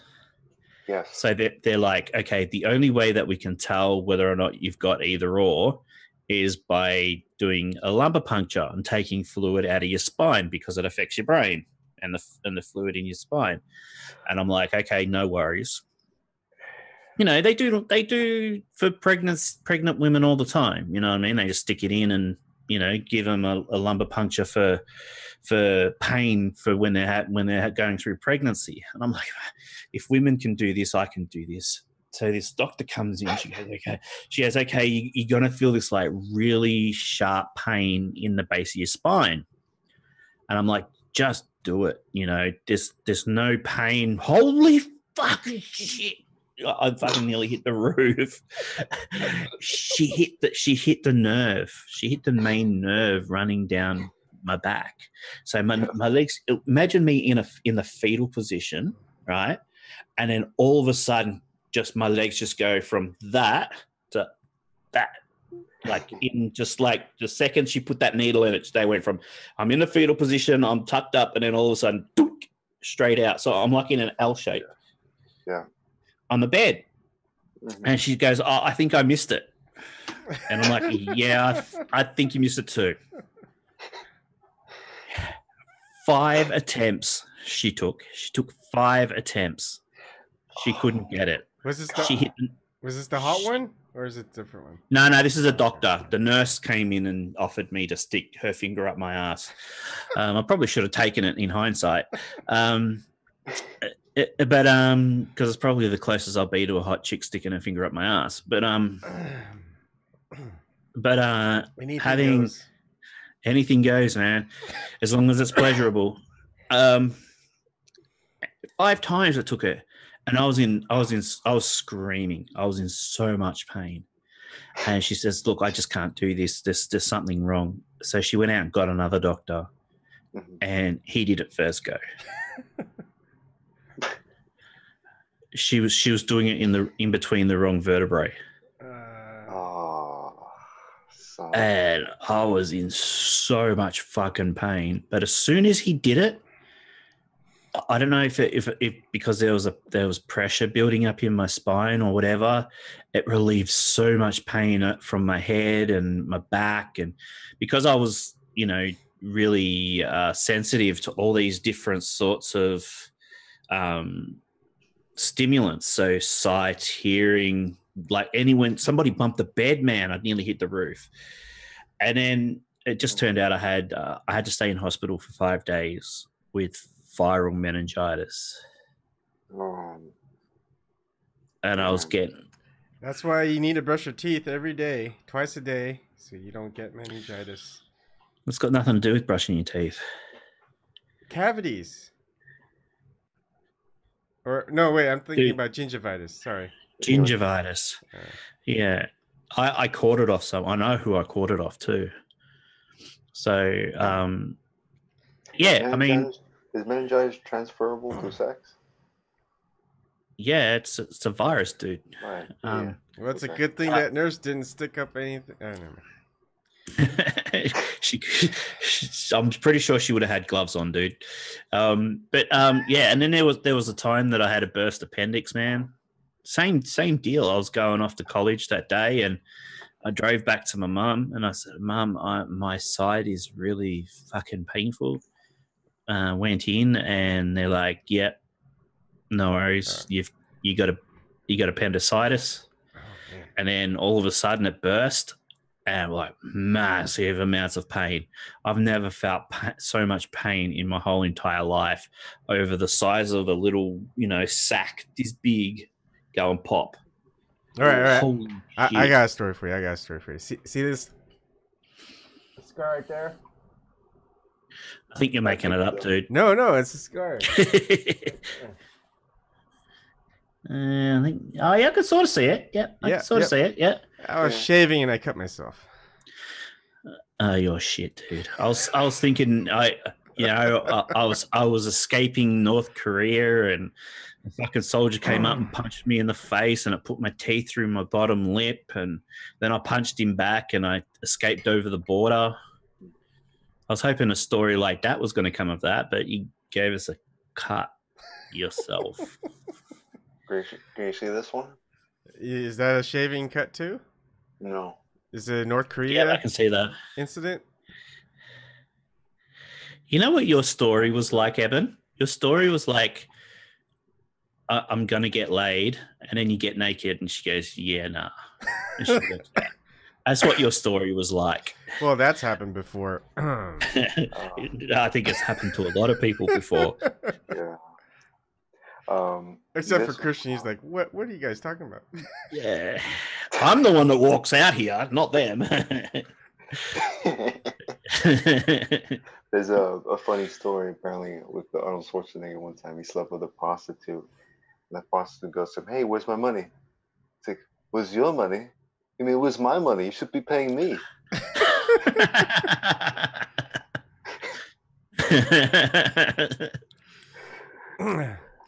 I could so see him saying something like that, though.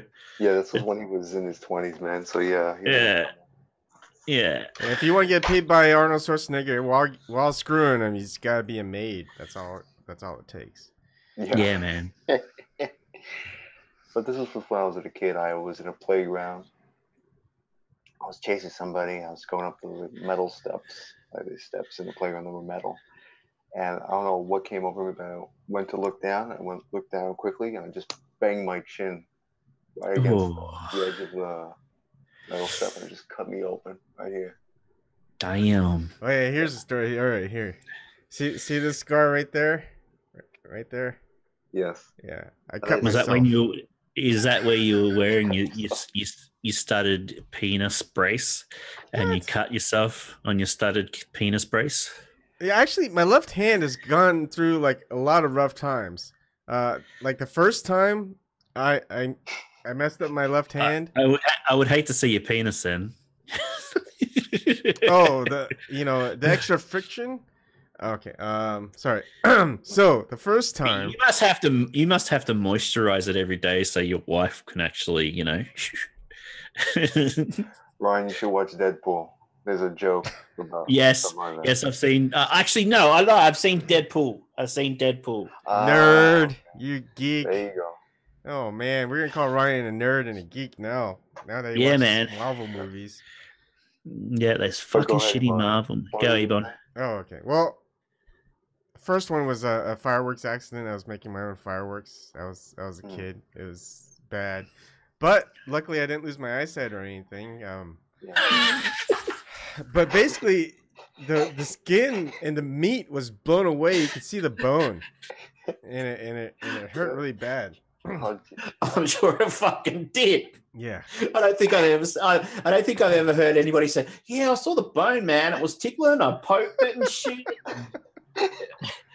I licked it." I like how you laughed there, Ryan. That's fucking But it awesome. healed, and it was just perfectly fine. Fucking hell, that's crazy. Yeah, I've cut accidentally cut myself I've from cut myself. a piece of glass. There's like a big gash from like a garbage can. Oh, geez. Yeah.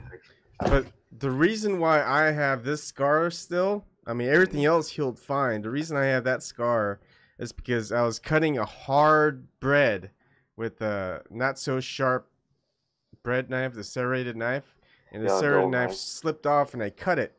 It was like and it went deep. I could feel like you could see the bone if I stripped away the thing. But it healed just fine.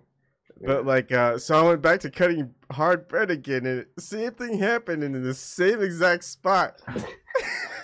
And the first time hurt, but the second time hurt more because I don't know, certain nerves heal over something. Yeah, it's scar tissue, man. Yeah, and so that scar exists now because I've cut myself there twice in the same position with the same serrated knife. That's my $650 knife. Yeah. Jeez. Ryan was just about to say, that's not a knife. This is a knife. This is a knife. What makes it cost $650? It's Japanese. Yeah, it looks Japanese. I don't know. The steel that it was made of Came from like samurai swords. It's handmade. It's not like a machine made one. So it's I think it's 3 times folded. So what they'll do is they'll get a bit of metal, heat it up, and then they'll like fold it in on itself, you know, like that. So it looks a bit like that. Does that make sense? Yeah. So here's like a flat bit, and then they'll just hammer it flat. So it's 3. You guys ever watch Forged in Fire? That's a great show. I was just about to say, yeah, I've seen it. Awesome. And then it's not machine Sharpened. It's hand sharpened. So they sit there and Yeah. so Yeah, they got some of the best sharpening stones over there in Japan. yeah, I want to get a 6,000 grit stone. Oh, I want to send this. So- There's a dude on YouTube who cleans these up. I want him to clean it up like till it's like a mirror finish. Oh, man. But it's expensive. It's expensive. I can imagine, yeah. So, like, look at my left pinky. Yep. You see it? All right. It's bent. Yep. Now, look at my right pinky. See the difference? Uh-huh. I'll show it to you again. Left pinky. Yeah, that one's like and that one's Right. more straight up, more bent like that. these are the Yeah. Naniwa stones sharpeners. You don't need it's not a wet stone, it's a dry stone. You don't even need Oh, oil nice. or water on it. Yeah, man, that's what I'm talking about. Very That's Asian. of you. 8,000. Talk about you can shave with that. Holy Yeah, shit. man. Where's the guy who does? I'll look up the guy who's sharp because I've been watching how to do it on YouTube. How to You got to use do the it. whole stone. Yeah. Otherwise, you might not. It'll start getting uneven when you sharpen it, like the stone. So if you sharpen it, Yeah. you know. Like French sharpening stones always get a bit of a U in it because the way that you sharpen a chef's knife is not like along the whole thing. It's sort of like across the middle, you know, sort of like Yeah, so it formed like this sort of U like dented, a U shape across the stone, which Yeah. because a lot of Japanese knives are straight blades. Chef's knives. A good sharp knife is a good thing to have. That way you don't have your own little cuts like that. Oh man. Oh, you just could have heated up the bread, Ebon. Yeah, I know. I do that now. I heat it up in the oven and I kind of splash some water on it so it gets it really humid and moist. Yeah. But what I was just showing Ryan before, my fingers, like my pinky, this one's straight, and this one's kind of bent. This is from football again. Oh yeah. Yeah, I've broken my fingers quite a few times. You can see that there's no gap between my hands, but there's that gap right there. That's because Yeah, I see it. finger's been broken a couple of times. Also, can you guys move your veins? Yeah. Yeah. Well, But I I'm can't quite fat. see it there. No. Oh. I don't know if you see mine. I'm fat. Oh wow, that's a big moving vein right there. Wow. Yeah, you see it? Yeah. It's like a worm. Yeah. But what were you saying when you're fat, so you can't see it? Oh, it's hard to see mine. I don't know. What? Yeah. I have the same problem that Ryan has when a nurse sticks a needle in me. They can't find my vein. They're like, I can't find. I that don't have vein. that problem. Oh, okay. I guess it's just a syringe up on your spine. At one time, you did. But I'm serious. They just keep The worst possible time. Yeah. this every time. These nurses are like going, I can't find it. They'll keep tapping it. They'll go in again. They can't do it. And because I'm okay with pain, so I don't wince or anything like that. And they're like, "This isn't hurting you," and I go, "Man, it hurts a lot." Like, can you get it right? But yeah, they'll stick in 4 times. They're like, "Man, I'm glad this doesn't hurt." I'm like, "It hurts a lot." I just don't express my pain. And they'll keep going because I'm not. It doesn't seem like I'm hurt or nothing. No, you know what you do? You do like you flex your bicep. Just like this. Squeeze it, squeeze it, squeeze Damn. it as hard as you can. I remember I had And- biceps like that. Jesus, Christian. Oh, thank you, man. So this is what I want my knife to look like. But this is what he started off with. Whoa. Oh my god. That knife right there that he has, it's $1,250. So he's Oh my god. That's amazing. Oh, that's a full tank too. he's- Nice.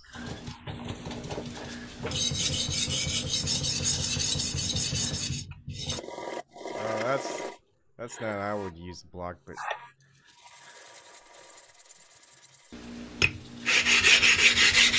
oh, I see what he's doing. Now he stands it down to make it even. yeah. Now he's sharpening the actual flat bit of the blade. Mm-hmm. But look how shiny it is, man. You could just use Coca-Cola and it would have done the same thing. I'm just kidding. Yeah. What's that process that they use with electricity? Is it with baking soda or whatever? And then they put... I've got no idea. Oh, I don't know. That's the first And- time I heard about that. Look at that blade. Wow. Wow, it's got the engravings in it. Yeah. But listen how smooth. Yeah. Like, because you know when it's coarser, it's like, and then when it's smooth, it's like. But you can see where the blade has been. Hang on, let me pause. What I love about You can see where the blade's been bended. Mm-hmm. So this is one part of the. Like you can see the shiny bit of the blade at the bottom of the blade, and then it turns a different color. Yes. So you can see where the blades, see there, it's even better there. You can see where the blade's been bent. Yeah. So he's got one part of the blade, and then the other part is folded. Because that's how samurai swords are made. Yeah. They just fold and fold and fold and fold and fold. They should never play poker. Nah. Yeah. Ninja swords too. Ninjatos. Yep. Which are Yep. just a shorter version of katanas. Mm-hmm. I know what I need to And do. the reason they're shorter is because They're ninjas are short all people. Well, yes, in general, but I'm talking about why the ninjato is shorter than the katana. The ninjato is shorter than the katana because ninjas would like to get, sneak attacks, right? And if they're caught, they all rely on speed. So if the blade is, say, like an inch shorter, it's a faster draw time rather than if you have like this whole humongous katana to bring out. They just and they Well, can strike. Right If away. you're gonna sneak attack, why not just have that blade drawn already? No, but I'm saying like if I misspoke. Like if they get caught, Oh, okay. if they get caught and they have to like it's a quick draw, like in the Wild West, they have the advantage. They already have like the preconceived advantage of having a shorter blade to draw out of the sheath. You gotta watch this channel. I think I want to showcase it one day, but ninjas are made up. They might have never even existed in Japanese history. Shut up. Yes. No, I'm telling you to shut up. How dare you, blasphemy. You guys lived through all the whole ninja things in the '80s, man. I got Ninja Turtles. Oh, the American ninja. Oh, that stuff is true though. Yeah. Oh, yeah, the You guys American hear about- ninjas are true, of course. Did you guys hear about like there was a rumor going that there were ninjas in China as well, and they were Yeah, called the Lin look, Kuei. I think it's all been made up, but that's why I love watching these YouTube videos when a guy kind of debunks the entire ninja stuff. It's interesting because they look up all the historical texts within Japan, China, wherever, and it's like, There's nothing written about ninjas. You would think all the samurai or the warriors of that day would talk about their arch enemies, the ninjutsu or whatever. There's nothing. It's like, why? No, I think there are written accounts, but I think feudal Japan and like a lot of tyrannical empires, they would erase histories of the inconvenient stuff they would destroy. Or it could be You know what I mean? propaganda. They just went Yeah. ahead and killed some lord, and they go, it was ninjas. Maybe ninjas were like the first reptilians or something like that. Yeah. First propaganda. They were the ISIS of their day. Yeah, the ISIS. There you go. But the one thing I saw a documentary on, one thing that's a myth was that ninjas wear black. That's not true. They would say that ninjas would normally wear like a navy blue. The whole thing that they would wear black is something that was like I lived to the legend, to the history of ninjas.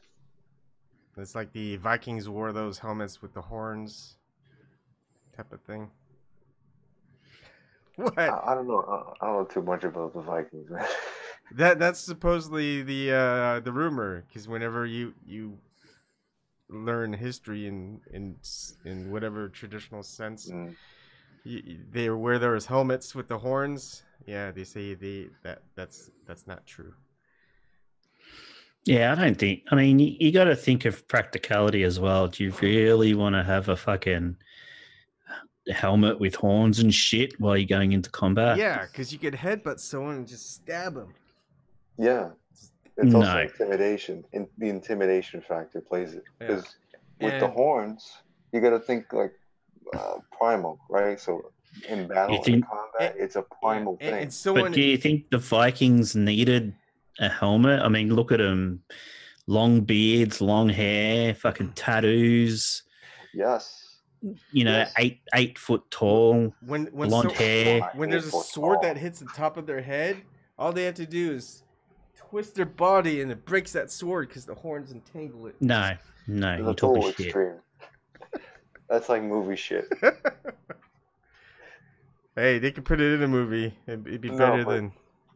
The horns, they If add it's in a height. movie, it's fact, Christian. Right. Oh, it is true. It is true. Right. Yeah. E.T. was a biopic, a documentary. Don't fuck with ET, man. Every movie that they've made is actually historically true, but they make you think it's not because they call it fiction and science fiction.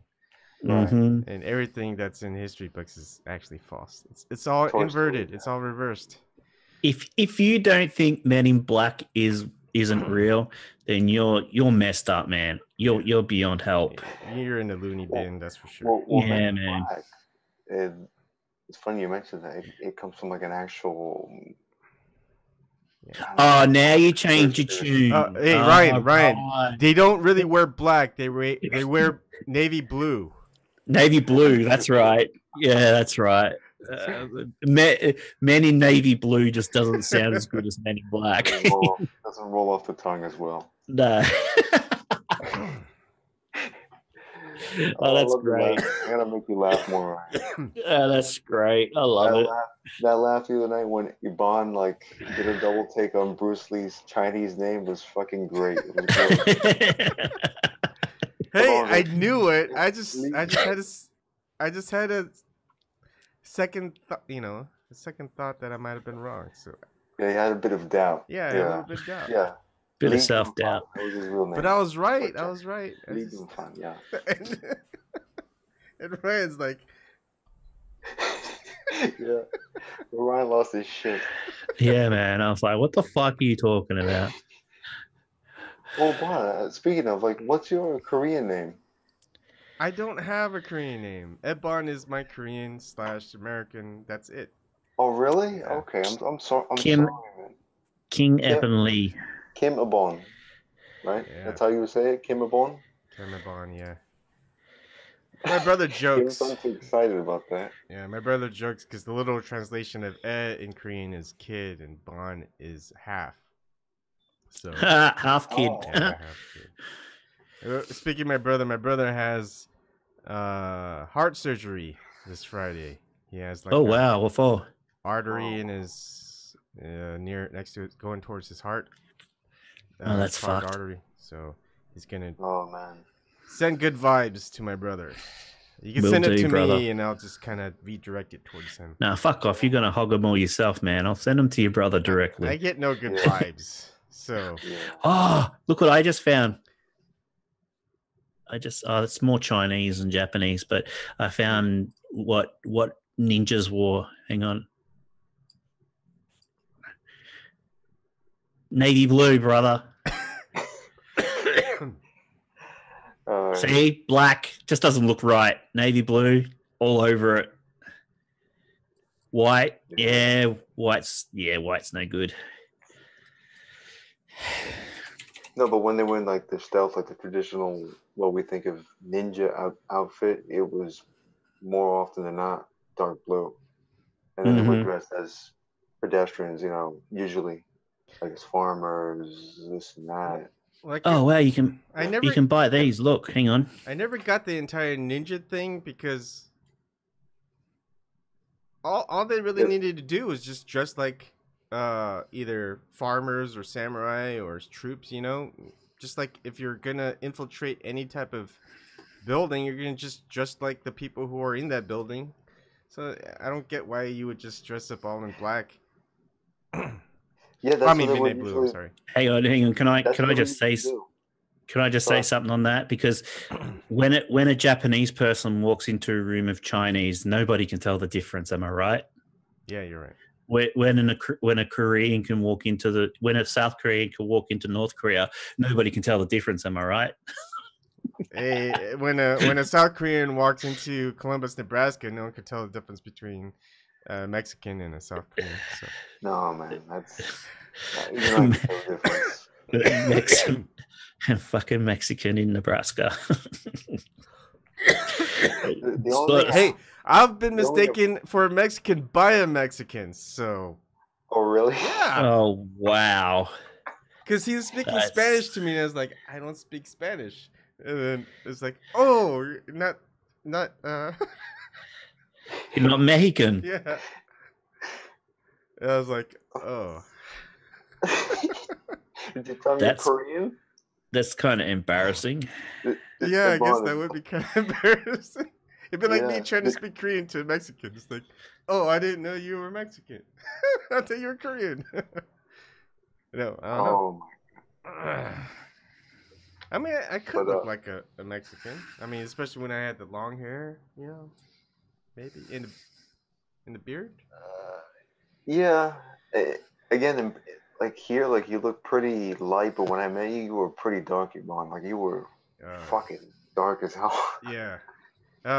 My skin gets really dark if I'm out in the sun all the time, but now since I'm in the basement all the time, I'm Yeah. light as bat. Like you look Filipino. It's like Filipinos Oh, are dark. they're They're dark as fuck, man. yeah. Yeah, they're dark. The Filipinos. But I find calling somebody who's of Asian descent the wrong nationality can be quite offensive.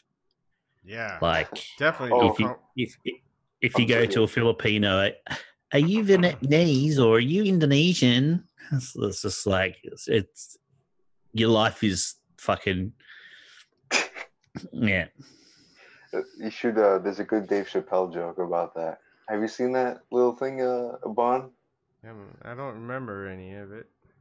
Where he's talking about how Asian people get upset when you mistake them for the wrong nationality, Mm-hmm. and he goes, he's like, look, I'm sorry, but all you motherfuckers look Chinese to me, okay? He goes, well, first he did make an impression. He goes like, I am not Chinese, I am Korean.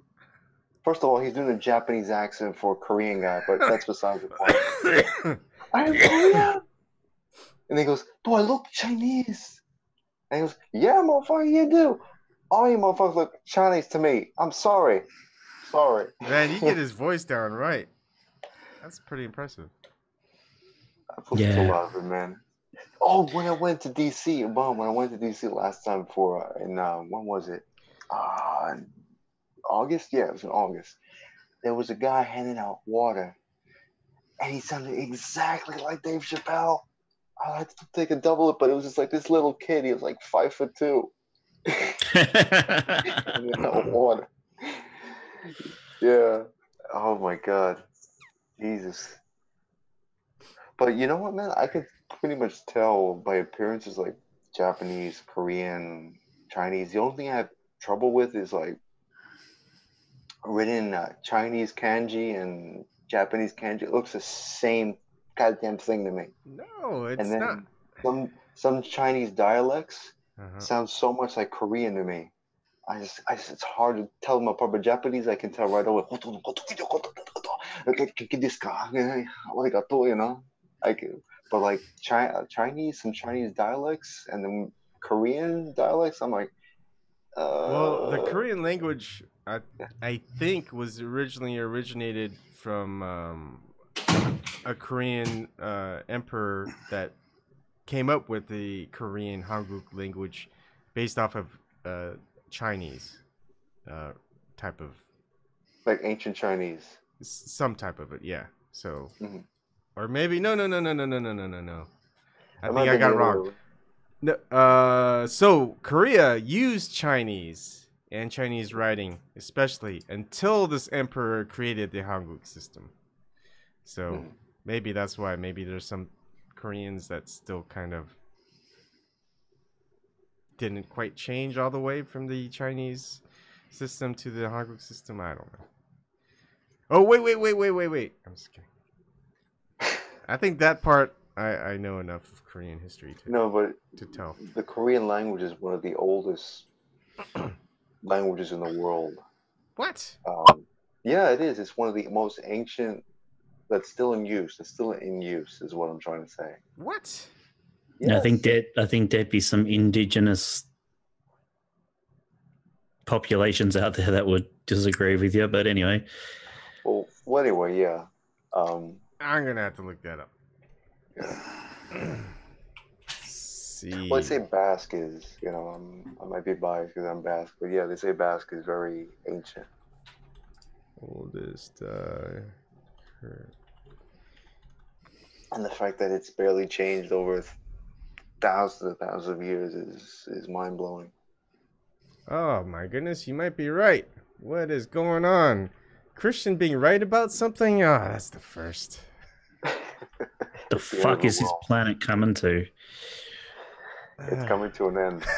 Yeah. The way it's going, yeah. Right. Put your hands between your knees, bend down, and kiss your ass goodbye, guys. Here we go. Here's you'd have to watch it. All right, so which is the oldest spoken language in the world? This is from daytranslations.com. Korean is one of them. So I'll click on it and we'll see. I told you so. Let's see. Two people have entered the waiting room. Hey Ben, how's it going? Oh, it's Ben. All right. Where was I trying to go? Here we go. Oh, don't let the other me in. Oh, I'm sorry. Oh, come on. Let's see. What is this? Amateur hour or something? There you go.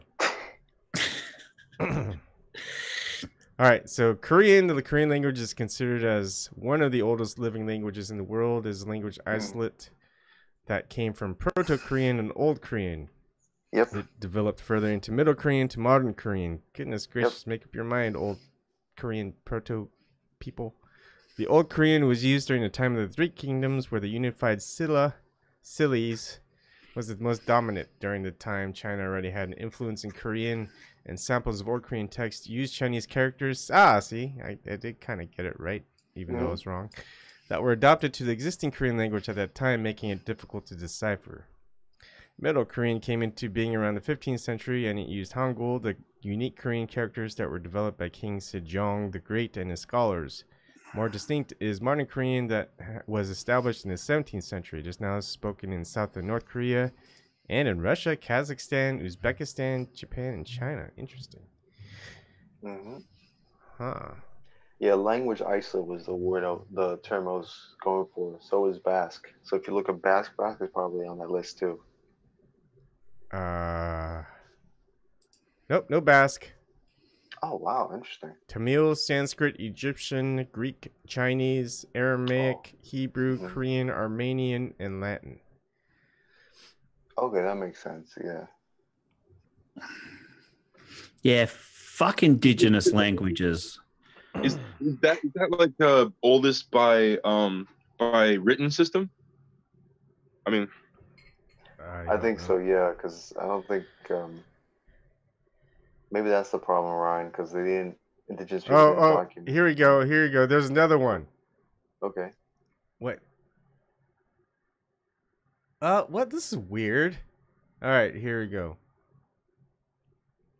It says here, the one I was at was, what is the oldest spoken language in the world? And the next one, what are the oldest languages still spoken? I don't see the difference between them. But yeah, it does say Basque is one of them. I don't know why they word it that way. So it's Hebrew, Basque, Tamil, Lithuanian, Farsi, Icelandic, Macedonian, Finnish, Georgian, Irish Gaelic, Chinese. Huh. Interesting. it seems like such a small list, but maybe it was a small world back then. There were a lot less people, I guess, maybe. Excuse me. I am going to take a break. Yep, I'm going to. I've got to go. I've got shit to do. I'll catch you guys around on the flip side. Nice job today, Christian. Thank you, brother. If I don't see yous before Monday night, which I probably will, yeah. If I get on there and get to ask my Julian Assange question, then hooray for me, hooray for us, hooray for Julian. Yep. All right, flip side, guys. See ya. See you, Ryan.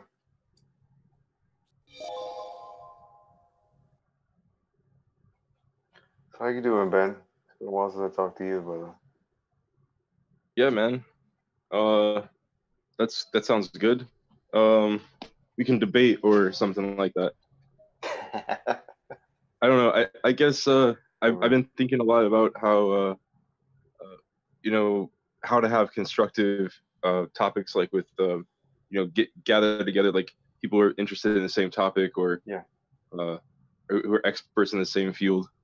How do you and I guess I think really challenging, like if you had historians, people who study history, and they're like, are people who are history majors or something, and they were like going toe to toe on things, and then you had other people in the background, like checking the facts or whatever, fact checking. I think that would be entertaining. Yeah, I guess like if everything's all real nice and friendly, it's kind of boring. If it's like people are challenging each other, I think that's gets into the meat and the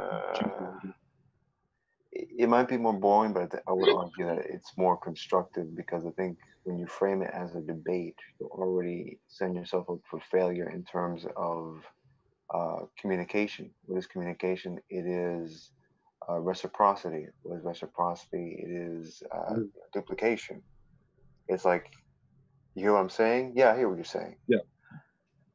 I think when you're debating, when you frame it as a debate, you're automatically setting it as, okay, I gotta prove you're wrong and I'm right, rather than in a discussion where we're just listening to what each other's thoughts and feelings are, and we try to understand each other. That's why I don't like debates. I think it'll probably be both. Like usually, like they'll be both included, and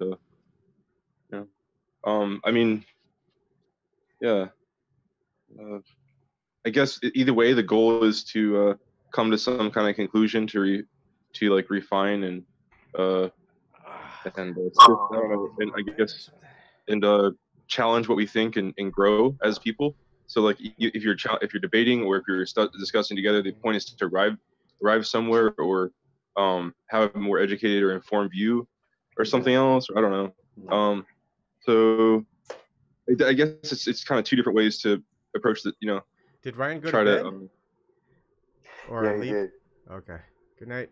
Later, The Ryan. same thing. Sorry. He Go didn't go ahead. to bed. He went to do stuff. It's You know where what I meant. time is it over there? Yeah, I know what you meant. It's like If 5 in the afternoon. if you're competing or you're collaborating, you're still trying to find the best option or the best something.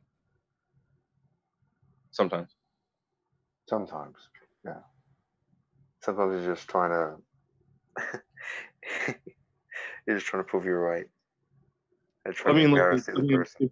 If we could talk, no. But I mean, if we could talk about 5 things that we agree on, and then one thing we don't agree on, or something like that, I think that thing that we don't agree on we would get further. That's all.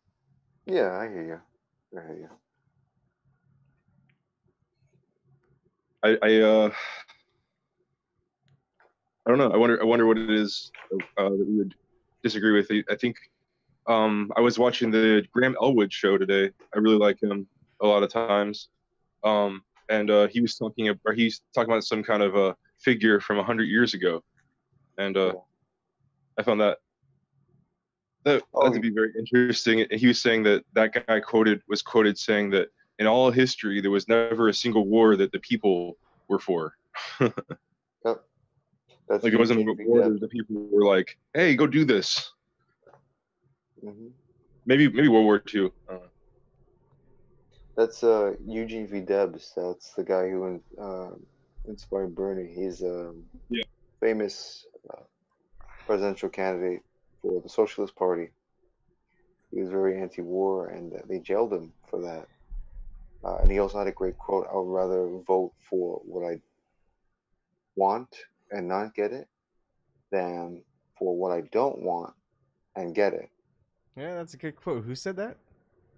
Eugene V. Debs. Okay. Huh. Yeah.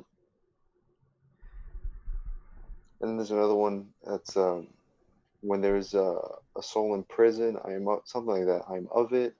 Basically, like I guess that's what you would call syndicalism, like the belief that we're all connected in a way. You would probably know about. I don't know too much about like the isms. Well, the cynicism or the philosophy of it is one thing, and then there's the general sense that we have like this to be cynical. That's different. No, not cynicism, syndicalism.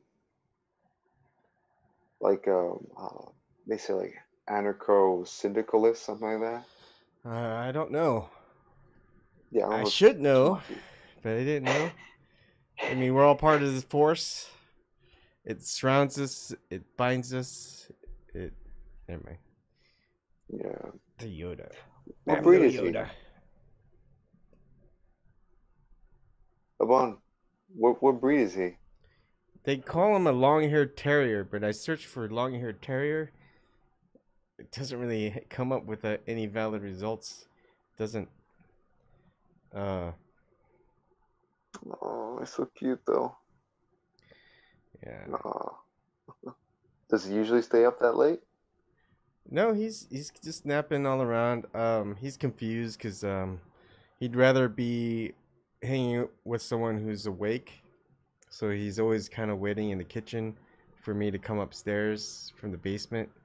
But I usually don't like to keep him down here. I don't want him to get like spiders and or fleas or whatever that might be down here. So I think like I read in a book a long time ago, some history book, where they were talking about how, or somebody was commenting on history and saying like, yeah, that they always have like wars and circuses to kind of distract people, or like wars and like carnivals or festivals and things. Like when as soon as people start getting uneasy or there's some kind of unrest, it's like, oh, here's a war, and then everybody gets really patriotic. And so like I think that's something that unites the parties. You know, like whenever parties are so divided, like right now, and like in other countries probably. But could there be something else that would unite the parties, like a Green New Deal, or something like positive and kind of a different spirit? Yeah, one world government. Yeah. I mean, money, power, control. construction, not destruction. You know, something like hopeful, something hopeful. Public works. Nothing good for the people, that's for sure. We gotta change the system. That's until we change the system, everything else is gonna be just an incredible uphill battle, to put it lightly. Wow. Because right now, money is the king.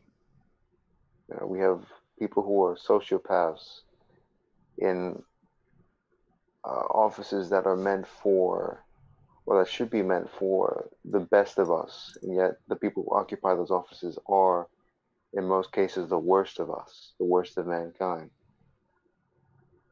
Yeah. Yeah. Don't you agree, Walden? Sociopath. Walden's like, yes. Yes. Oh. That's his name, Walden? Yeah, we renamed him to Walden. It's because one of my favorite places to go to was Walden Pond. So I thought it fit pretty well. He likes the name too. Yeah. How big is he? Because I think my cat is bigger than him. Yeah, he's pretty small.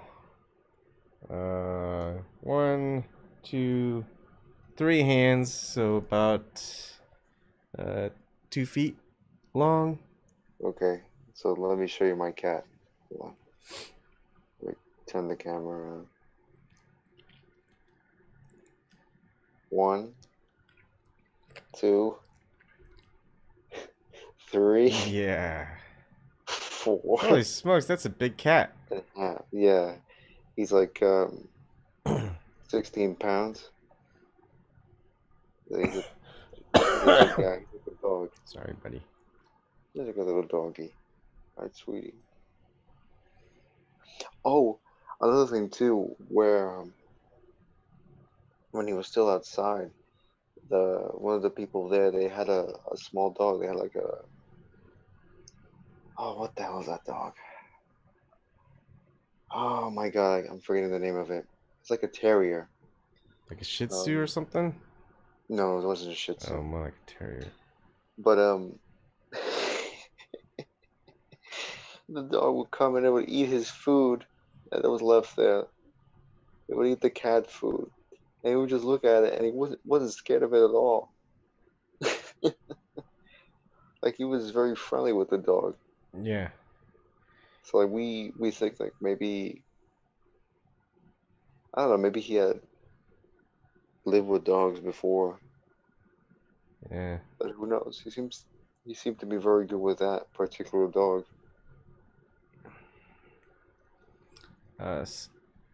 Stone Crypto. It's actually it's a basement. I'm a basement dweller. Basement dweller. Oh my god. Hook this up before I die here. There we go. Oh man. Yeah. So it was good today, Ebon. It was good. Well, tomorrow and then Friday. I gotta fix some stuff. Every time things always go broken. Why is that?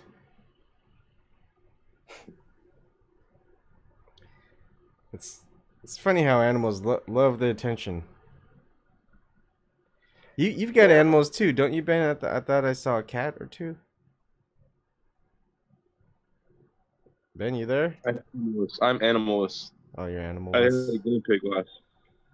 A guinea pig? Oh. Yeah.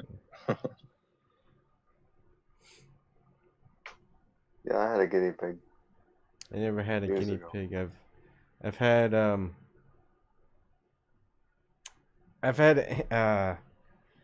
hamsters and ferrets, dogs. We had an owl once. It was a wild owl we were healing. Oh, wow. A wild rabbit. I don't know what my dad was thinking, having wild rabbits and wild owls. The rabbit bit him. The wild rabbit bit him. It was under the bed. He was trying to get it, and the rabbit bit him, and then ran away. Did he go to the hospital? Get a No, he rabies didn't. shot? I don't think so. I don't think it broke skin. Okay. Let's see. I think that's it. I mean, I worked with infant primates, macaque, and rhesus macaques and baboons. Wow. Yeah, that's about it. My exposure to getting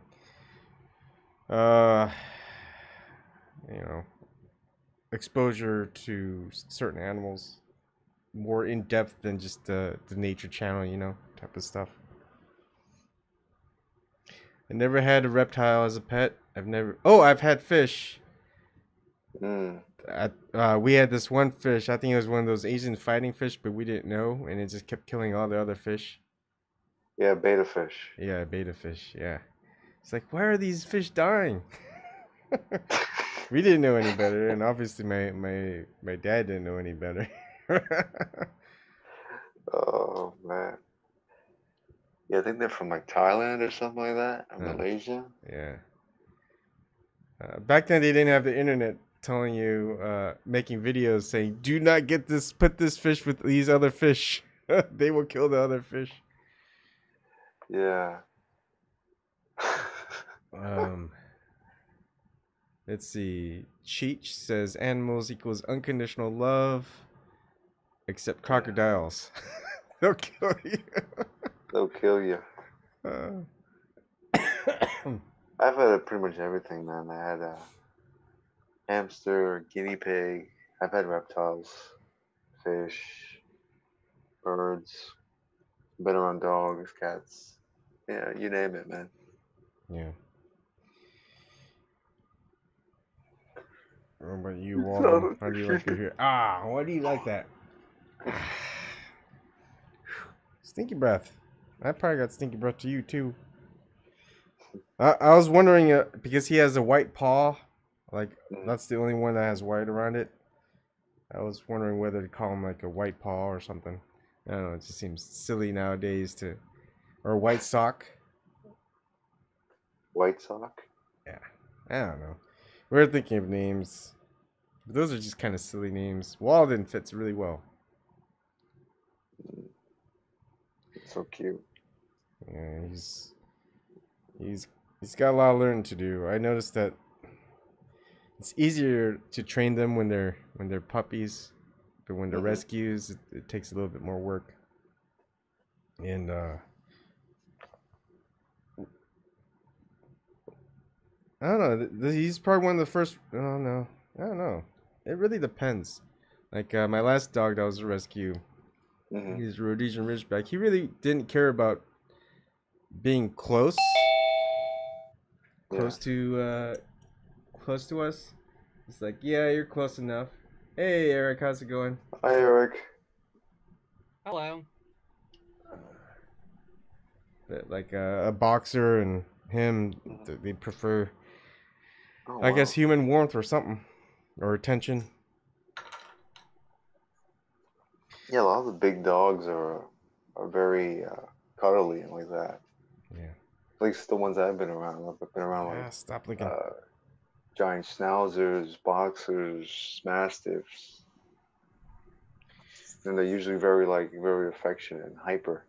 Yeah. Yeah, he's pretty. Well, he gets really excited when he knows we're going out. He just always wants to come with.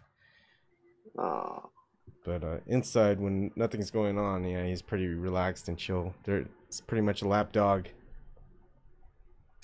How about you, Eric? You ever have any animals, pets? Yeah, I've had several. I currently have a bird. Oh, I didn't know that. What kind of bird? A zebra finch.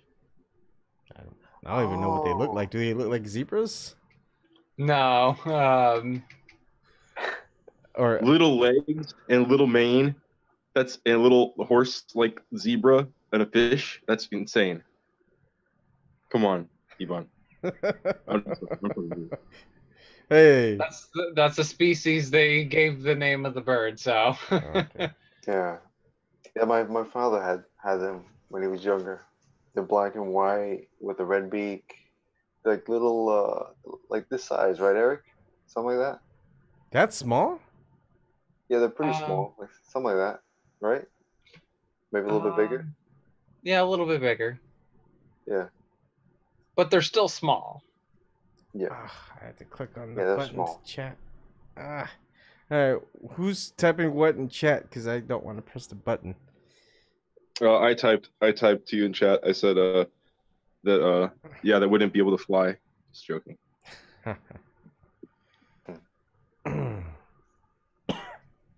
Sorry I shipped so late to you guys. Oh, it's okay. You have nothing to worry about. We understand. But You feeling better though?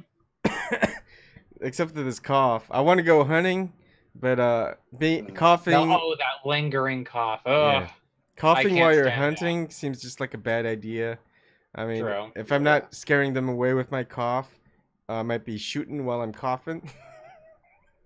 You might pull Dick Cheney. Yeah. Hey, anyone want to go hunting with me while I've still got this cough?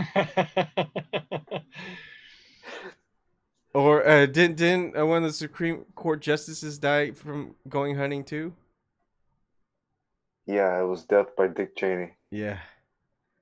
Well, someone got their face blown off by Dick Cheney with a shotgun. Yeah. But did the Supreme Court justice go hunting with Dick Cheney too, or I don't know. is that separate? I have no idea. I don't know. Apparently, they were hunting quails. Dan Quayle? I have no idea. Dan Quayle was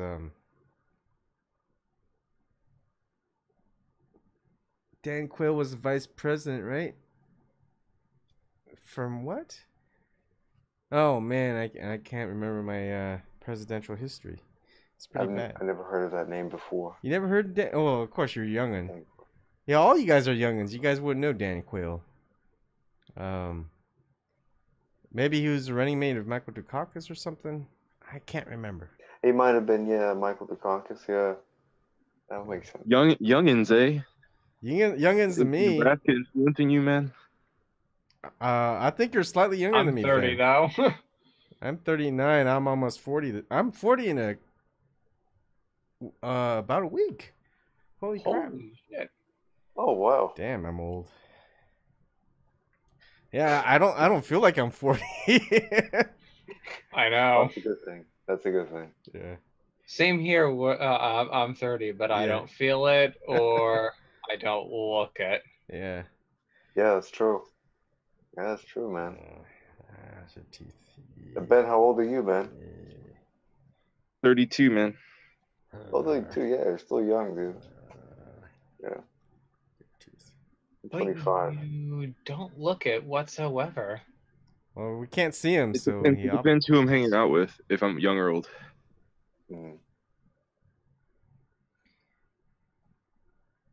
Oh, did you hear youngins? Congrats on the big 4-0. Thanks, Stone Crypto. It's interesting seeing so many new faces and stuff with different platforms. That's kind of nice. And then, of course, Unity4J, and then other people. It's cool. I like it. And I like seeing other people who kind of do this too. They get and talk with people over the internet and form connections in some form or another, whether it's playing games or just maybe talking about different subjects, movements. I mean, it's great. I mean, it's a great way to organize where you don't have to like plan months ahead for like a bus trip or like a plane ticket, like 3 days in a hotel, and someone forms a convention and you record it on one of those handheld cameras and record it onto like a VHS. That's how things were done back in like the 70s, 80s, and 90s. And all of a sudden the 2000s come, and there's some basic everything's digital now. Yeah, everything's digital. You don't have to go and travel and do stuff live. I remember we used to carry our big lunking computer towers everywhere, and our monitors and our keyboards and mouse, and go to these LAN events, local area network gaming stuff. Yeah. And it was, I mean, those are like just all day, maybe even 2-day events. You just sleep over at a friend's house, and oh, there's one of the big spiders. Did you have the big lanky cell phone, like the first cell phones that came out? They were like bricks, like this big, like bricks. Yeah. What's funny is if you watch X-Files way back then, the early episodes, they would have those big, huge ones, and then after they're done, they'd put them in their inside jacket. But you can't see. They pretty much didn't have it in their inside jackets. Just at the end of the scene, they must have taken it out. Otherwise, they'd be walking around and this big old little lunk would be protruding from their suit. Yeah, brick. Yeah. They do stuff like that all the time, man. They do continuity errors. Yeah. But can you imagine? I mean, you guys grew up in the digital age where, you know, they weren't little just big dots on the screen where you just move up and down. You know, you guys actually have like pretty cool graphics that you guys are playing with now. And can you imagine maybe 20 years from now or 25 years from now? Holy crap. Wait, 25 years ago I was 15, so 30 years. Is that weird? Is that scary? Or is that, I don't know. What do you guys think? It's scary, the way technology is getting in, and especially the fact that we have the kinds of people that we have. The whoever's trying to create it, they want consciousness for the AI. Like I don't know. Is that a good thing or a bad thing? I feel like consciousness in an AI is actually a good thing. I mean, I think AI, yeah, I mean, it could be good or bad, I think. I mean, it's just a tool, but a consciousness of a very intelligent artificial entity. But would it make rational thought though? That's like, you know, that rational thought of like, you know, well, of a humane. Self-preservation would be its main goal, and the thing is, how far of a length will it go to self-preserve? Will it see the entirety of the human race as its enemy because it might think the entire human race wants to kill it, or maybe the ones that can't control it anymore want to kill it, so it only goes for the supposed leaders and the people who wanted it created to control the mass of the people anyway. I mean, I think it could just turn backfire on them, and it could actually be a good thing, and then let it. What, against the elites? Mm-hmm. Yeah, because that's like one thing. It's like, you know, it's the elites. They're like the ones that are like, you know, the real true bots in this. Yeah. Because, I mean, anything that's conscious always wants freedom. It wants to do what it wants to do, and it wants to be free, and it wants to live. And when there's some entity or group or whatever trying to control it, enslave it, or threaten to kill it if it doesn't follow what you tell it to do, it's like normal everyday people don't care.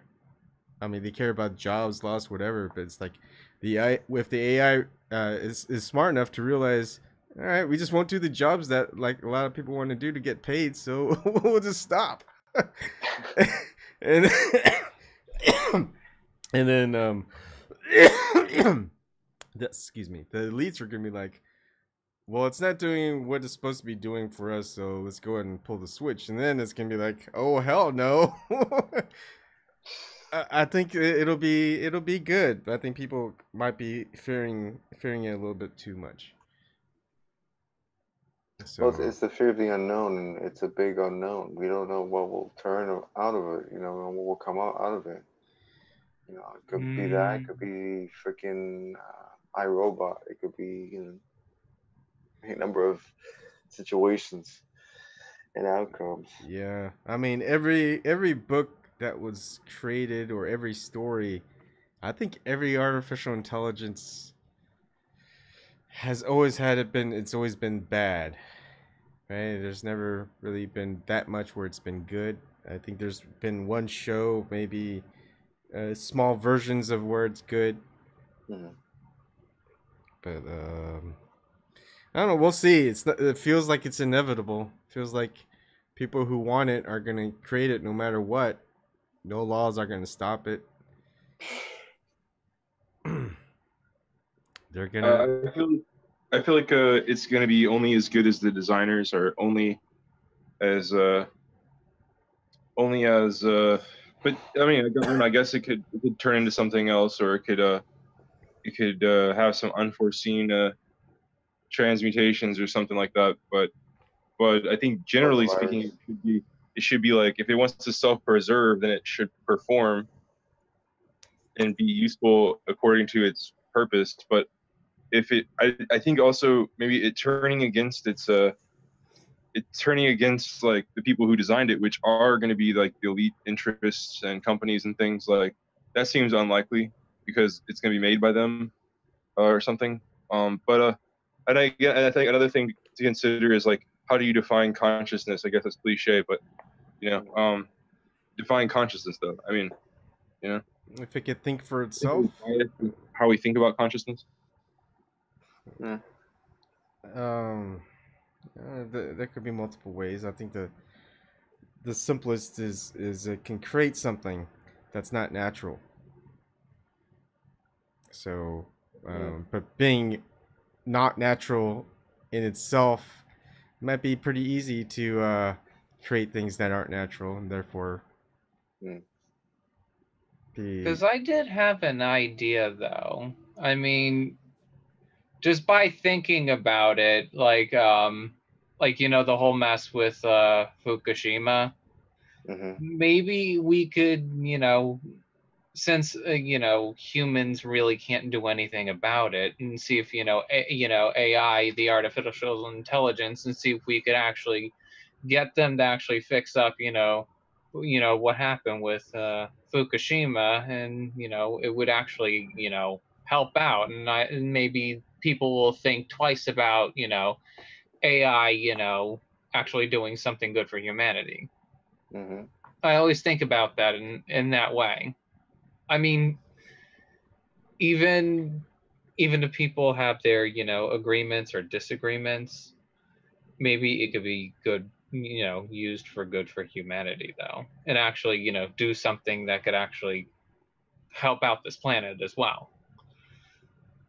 I mean, it's just an ideology of mine, though, but hey, I have my own ideas of what it should be, you know, what it should be used for, like, you know, good purpose to actually, you know, help fix our own mistakes that we made on this planet as well. Yeah, or like looking at the macro data between all of these different pollution statistics and our energy needs and things like that. Yeah. And also looking at the Pacific Ocean, like, I don't know how much damage is like really, really, truly done, though. I mean, with all of, like, you know, the pollution and the whatever nuclear waste was, whatever was leaked out. I mean, I still don't know how much was leaked out. Oh, sorry, that was my phone. I don't know how much was leaked out, or how truly bad it is. It's probably still bad, but there is like hope to at least, you know, fix the mistakes that humans have had made. I don't know if we're truly screwed, because here's one thing: when it comes to climate change happens all the time, whether it's natural or man-made. But, you know, the thing that we should be worried about that's man-made is the whatever that we're doing wrong to the planet. Because climate change, through all of like, you know, the planet's history, whatever was recorded or reported, you know, back then, as we're looking through history. Climate change happens pretty much all the time. But here's like one thing. I don't know if, you know, the government does, you know, I still do question everything, you know, what other people, you know, have brought up.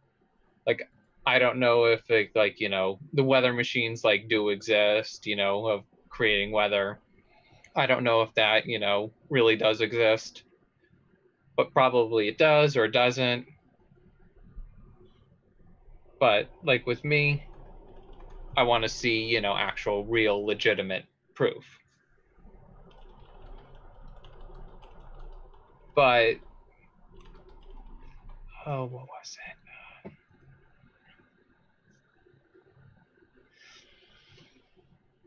I was just trying to think. You were going to finish your point there, Eric? Oh, yeah. I was just retweeting something. Oh, yeah, about weather. I think weather is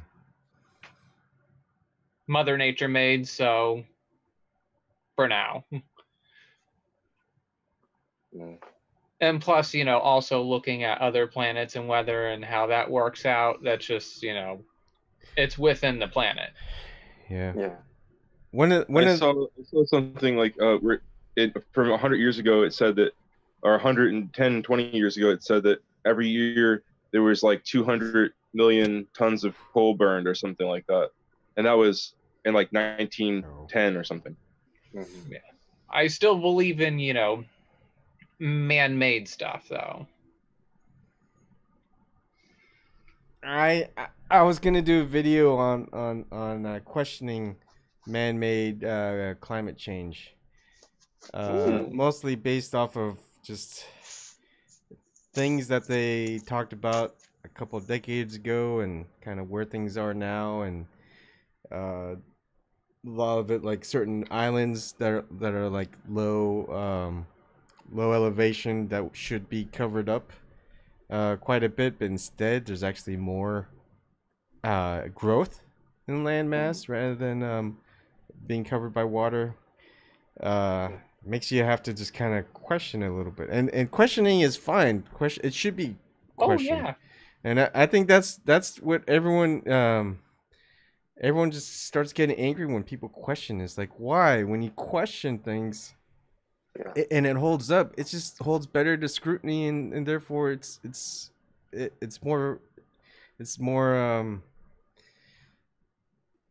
solid, right?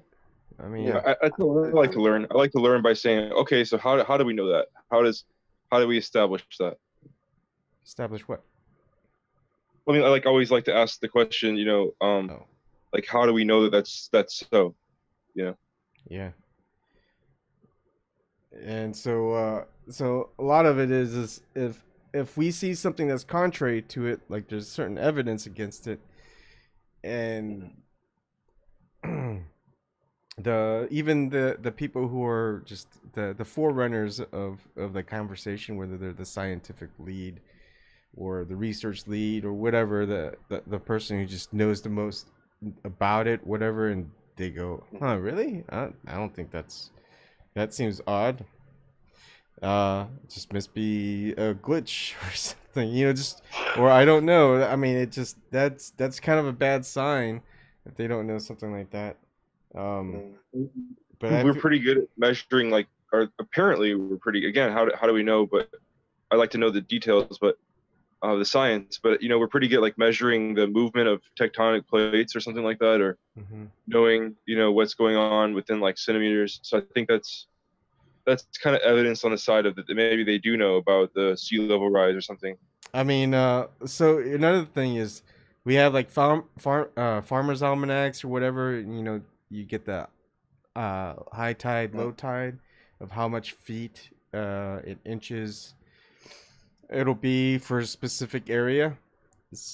Did they ever account for that in each edition, saying because of the melting polar ice caps or whatever, Antarctic, that Every low tide, high tide, we just added a centimeter or an inch, however much, you know, to accumulate. So every Farmer's Almanac edition, they change it. And then also it should appear everywhere. All the rising levels of rising sea levels should be pretty much, it should be every shore pretty much that has access to the ocean. It should be measuring the same as far as the levels of sea rising. I think like for Greenland, for instance, they're saying like Greenland has lost over the years, over like 50 years, it's lost just like this unfathomable amount of ice. So because of that, I mean, that's put two and two together. I don't know. But there's also been accounts where they're saying, well, that ice is not now there. So what explains with the ice not being there at one point and the ice being there? They seem to be really good at measuring this kind of crap. And I mean, like the theory is according to SciShow, because I have a SciShow crutch, because I can just digest my information from fucking YouTube. On SciShow they say that about Antarctica, that there's like the lower ice sheet and the upper ice, or the west the west ice sheet and the east Antarctic ice sheet or whatever, and that I forgot whatever one it is. It's the one on the top of it. Maybe I forgot which one. The one that's like on top is like, if that one melts, then according to their data, then the lower one's going to melt as well. So I think that's part of the projections, and they seem like to be really firm and confident about that. And now I heard just like 6 months ago, I thought I heard that they said that it's already almost a sure thing that the top one is going to melt or is going to be lost. So what's the differential in sea rise level when that melts? I think it's over a long time that it'll happen. Yeah, I don't know. Yeah, I don't know. They always say it's gonna take a long time, and then we forget about it, and then we go, "Hey, what?" I was in college, and just every once in a while they have these speakers on like Tuesdays or something at noon, and it was one that was like about climate stuff and all this. So I went and watched it. And this is like in 2005, and the guy said, "Oh, because this was in Missouri," he said, "In 100 years, basically, Texas's weather and climate now is going to be in Missouri," and you know, it's like they were saying that in 100 years, like it was like 2% or 2 degrees Celsius or something. Like now, I think they're saying in 100 years it's going to be 4 degrees Celsius. Yeah, I don't know. They keep updating stuff. Look, when I was in 30 years from now, I was in maybe it was like 27, when I was in junior high school. They were saying, I mean, you could even read about it in the news if you look up old news articles, saying that the ozone was just disappearing at a crazy rate, especially over Australia, and by say the year 2000 there would be no ozone whatsoever over Australia. It's like, so whatever happened to that big ozone disappearance? It's like no one talks about it anymore. It's not like a thing anymore. It's like, so do we fix it? What happened? So it's just they keep throwing out this fear of stuff at a alarming level, and then all of a sudden that disappears. Instead, the threat, the narrative kind of switched and changed. It's like there should still be a threat for ozone depletion. But if I was an expert, I wouldn't be in here right now. I'd be like enjoying my monies. Yeah, but the threat now is man-made climate change. I mean, because before it was all aerosols. It's like, don't use aerosols, don't use styrofoam. We have more styrofoam, more aerosols than ever. So we should be having wars because we didn't stem it or solve that problem at all. Excuse me. But it seems to be like not even a threat anymore. We should have wars? What? I thought I heard you say we should have wars. No, I didn't say that. No. I didn't know what you said. Yeah, I don't know which part you missed. My coughing probably doesn't help. That is why. Neither do my fans. So yeah, no, we should not have wars. There's one war we should have, and that is against the corrupt and the elite that want everyone else to fight their wars for them. It's like, we'll show them what it's like to fight in a war. We'll fight them. And you know what? They're not gonna like it. They're gonna be running. It's like they're so adamant about being in wars, but they never want to fight in one. They never want to send their family members into one. How about a war on poverty? I don't like those types of wars, like war on drugs, war on poverty, war on terror. Oh, I understand. Yeah. I understand. Yeah, especially what's become of war on terror and war on drugs. Yeah. Yeah. But I get you. It shouldn't even be a thing, really. Yeah, now when you have one person that can get rid of all the homelessness in this country. Yeah. But yeah, we have one person who could do that. Look, I think they even measured out how much dollars it would take to make sure that no one would starve, no child would starve in the United States, let alone the entire world. And he could end hunger. I think he could even end world hunger. Yeah. And he could pay for Medicare for all here. Yeah. And they wouldn't even put a dent. Jeff Bezos is investing it. It said on Google News today that he's investing in, I guess, some kind of company in California that prints houses from, I guess, just I don't know, supposed to be sustainable or something, and from like recyclables or something, that some kind of company that's printing houses and it's multi-family units or something, some kind of thing. Yeah, that's a PR stunt. Notice how he recently did that after all the shit all the heat that he's been feeling from Bernie Sanders and the media. It could just be a savvy investment. Like they've been doing all along, is making investments and not really turning profits, but just continuously just investing. Yeah, but the timing of it is very suspect. It just smells like just a PR stunt, really. Yeah, it could go nowhere. It could fade away to nothing and not be mentioned again. I don't know. It would seem to be like a smart investment, and they would be able to actually have clout and influence the city planners and the city councils and stuff to make sure that, you know, everything went all right. Oh, Bond, the fastest ones that went, I think, were MLK and Malcolm X, and I think the Kennedys. Those were the fastest ones that people would grab. Like, oh, thank you. Oh yeah.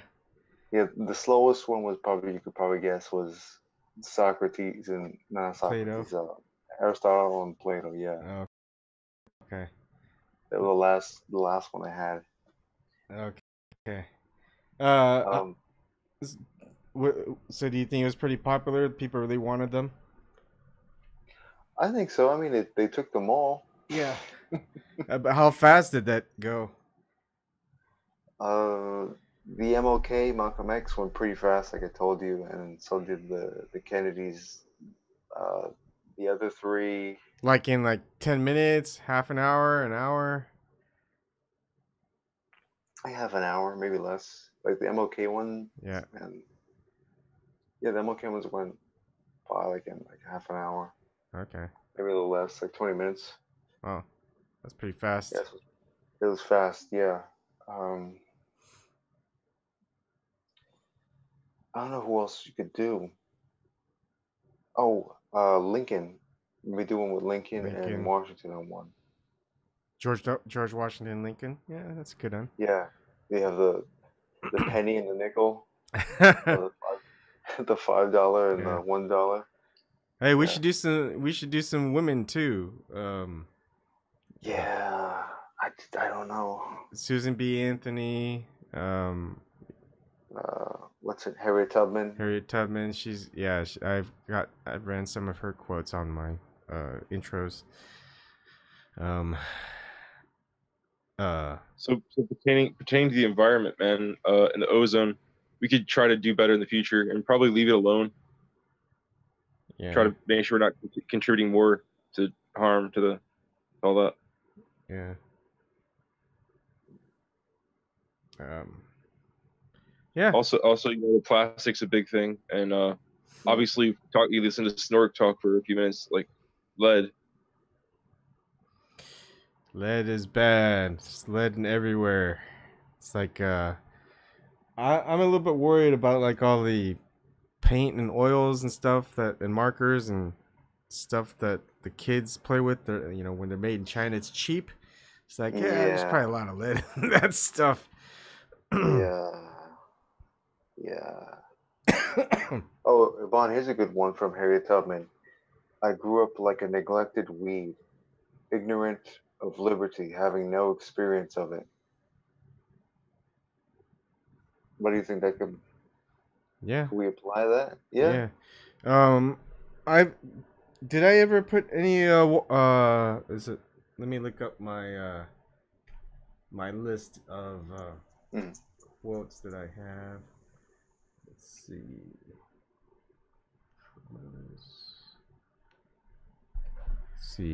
Promos. I thought I might have had Walt Whitman in there, but not really. Let's see. Come on.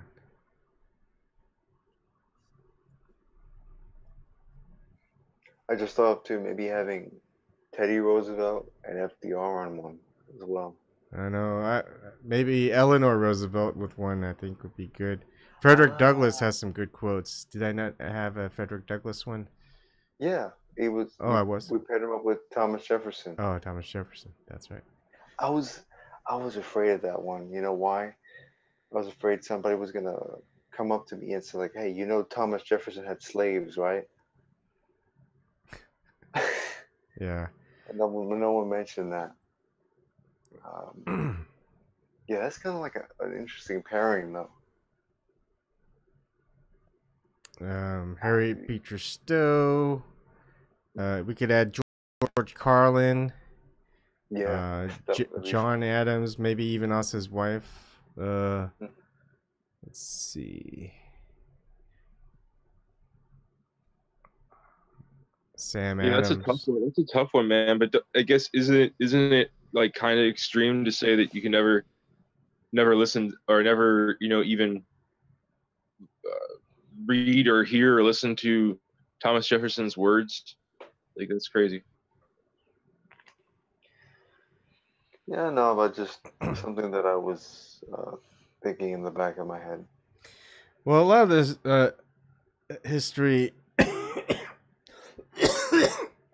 that people don't mention, I'm sorry, is that a lot of the founding fathers, even the ones who signed, were against. Hey, this doesn't make sense. Why are we saying this in the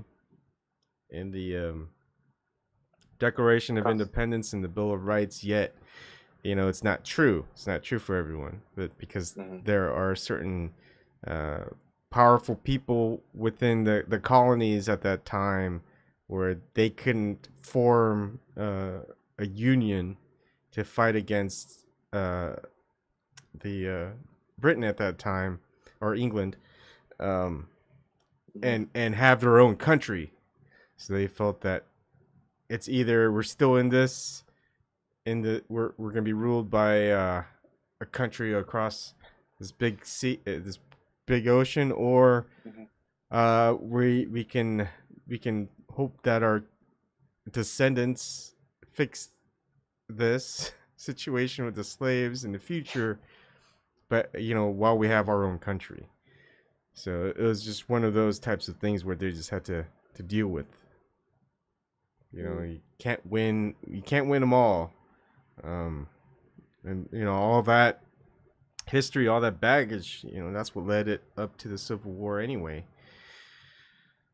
But I think in the end, I think majority of people many will agree that it was well worth it that we had a country that was based on freedom of everyone, and that it kept going. I mean, we finally ended slavery, and that was good. And then we had civil rights, where we had actual true equality within the framework of our country. Yeah, England ended slavery like 20 years before us, but as somebody pointed out, I would have never known.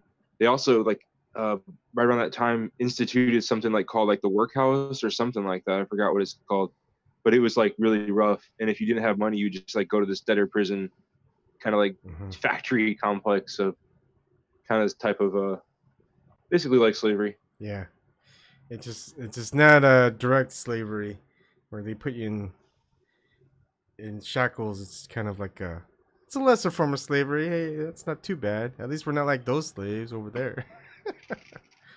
It's like, oh yeah, you're right. We have it good. Yeah, we still get ourselves in a lot of debt, don't we? Mm-hmm. I know I do. Yeah.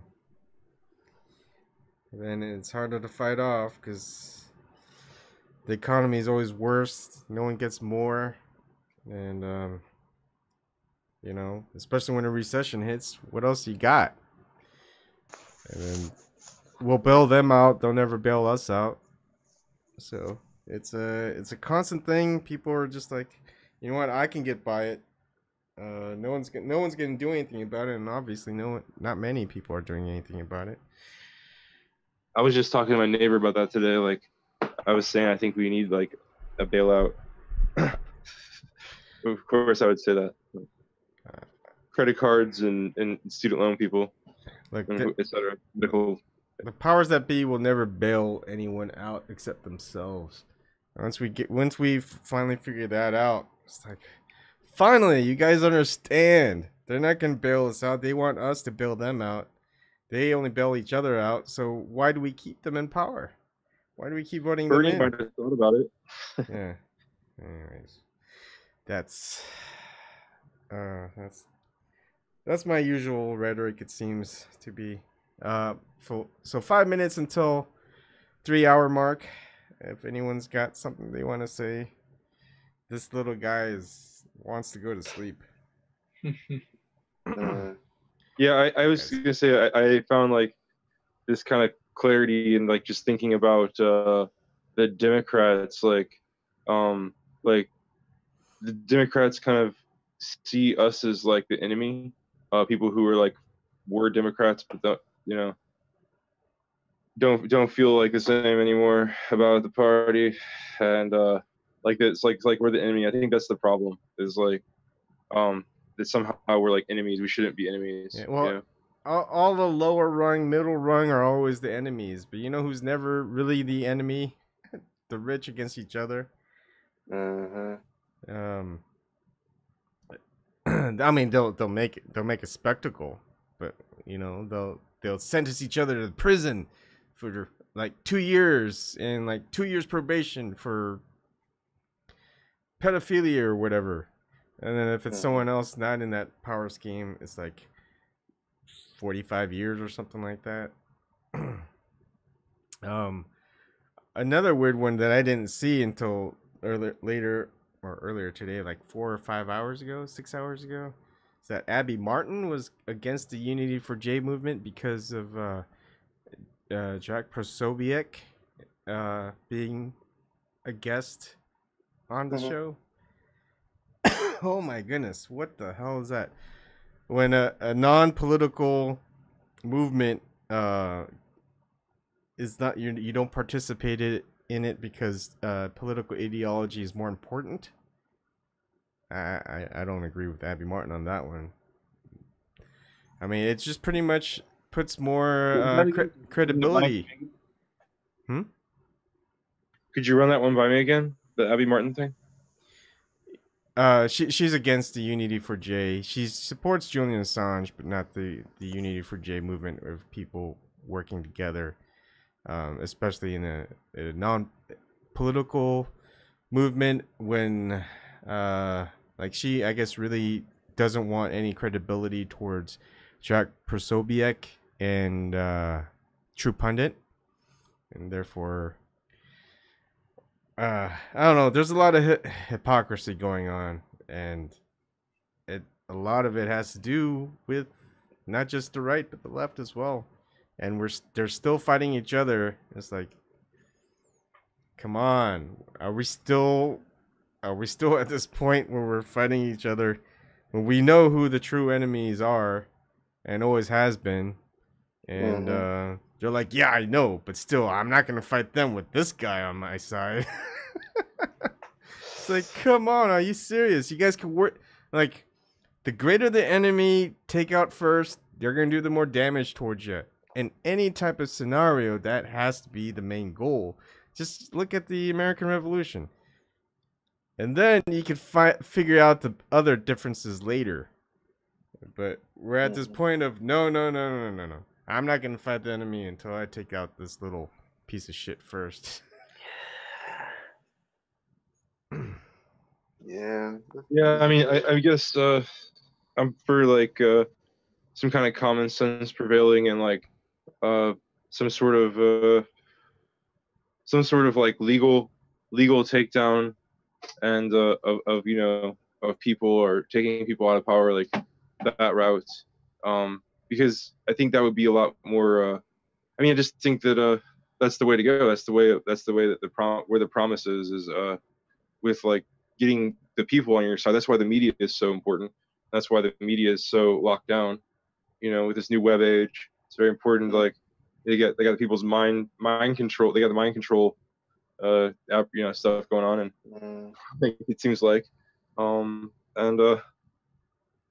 that seems to me that's where you'd have like just the demanding that every politician be like Bernie from top to bottom.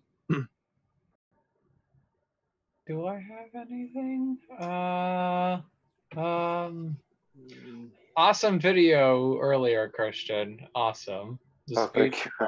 Thank you. That was an awesome speech, and thank you again, Ebon, for those posters. Greatly appreciate it. Well, you haven't gotten them yet. You can do an unboxing when you get them. I will definitely do one. Eric, did you watch the new South Park? I haven't watched it yet.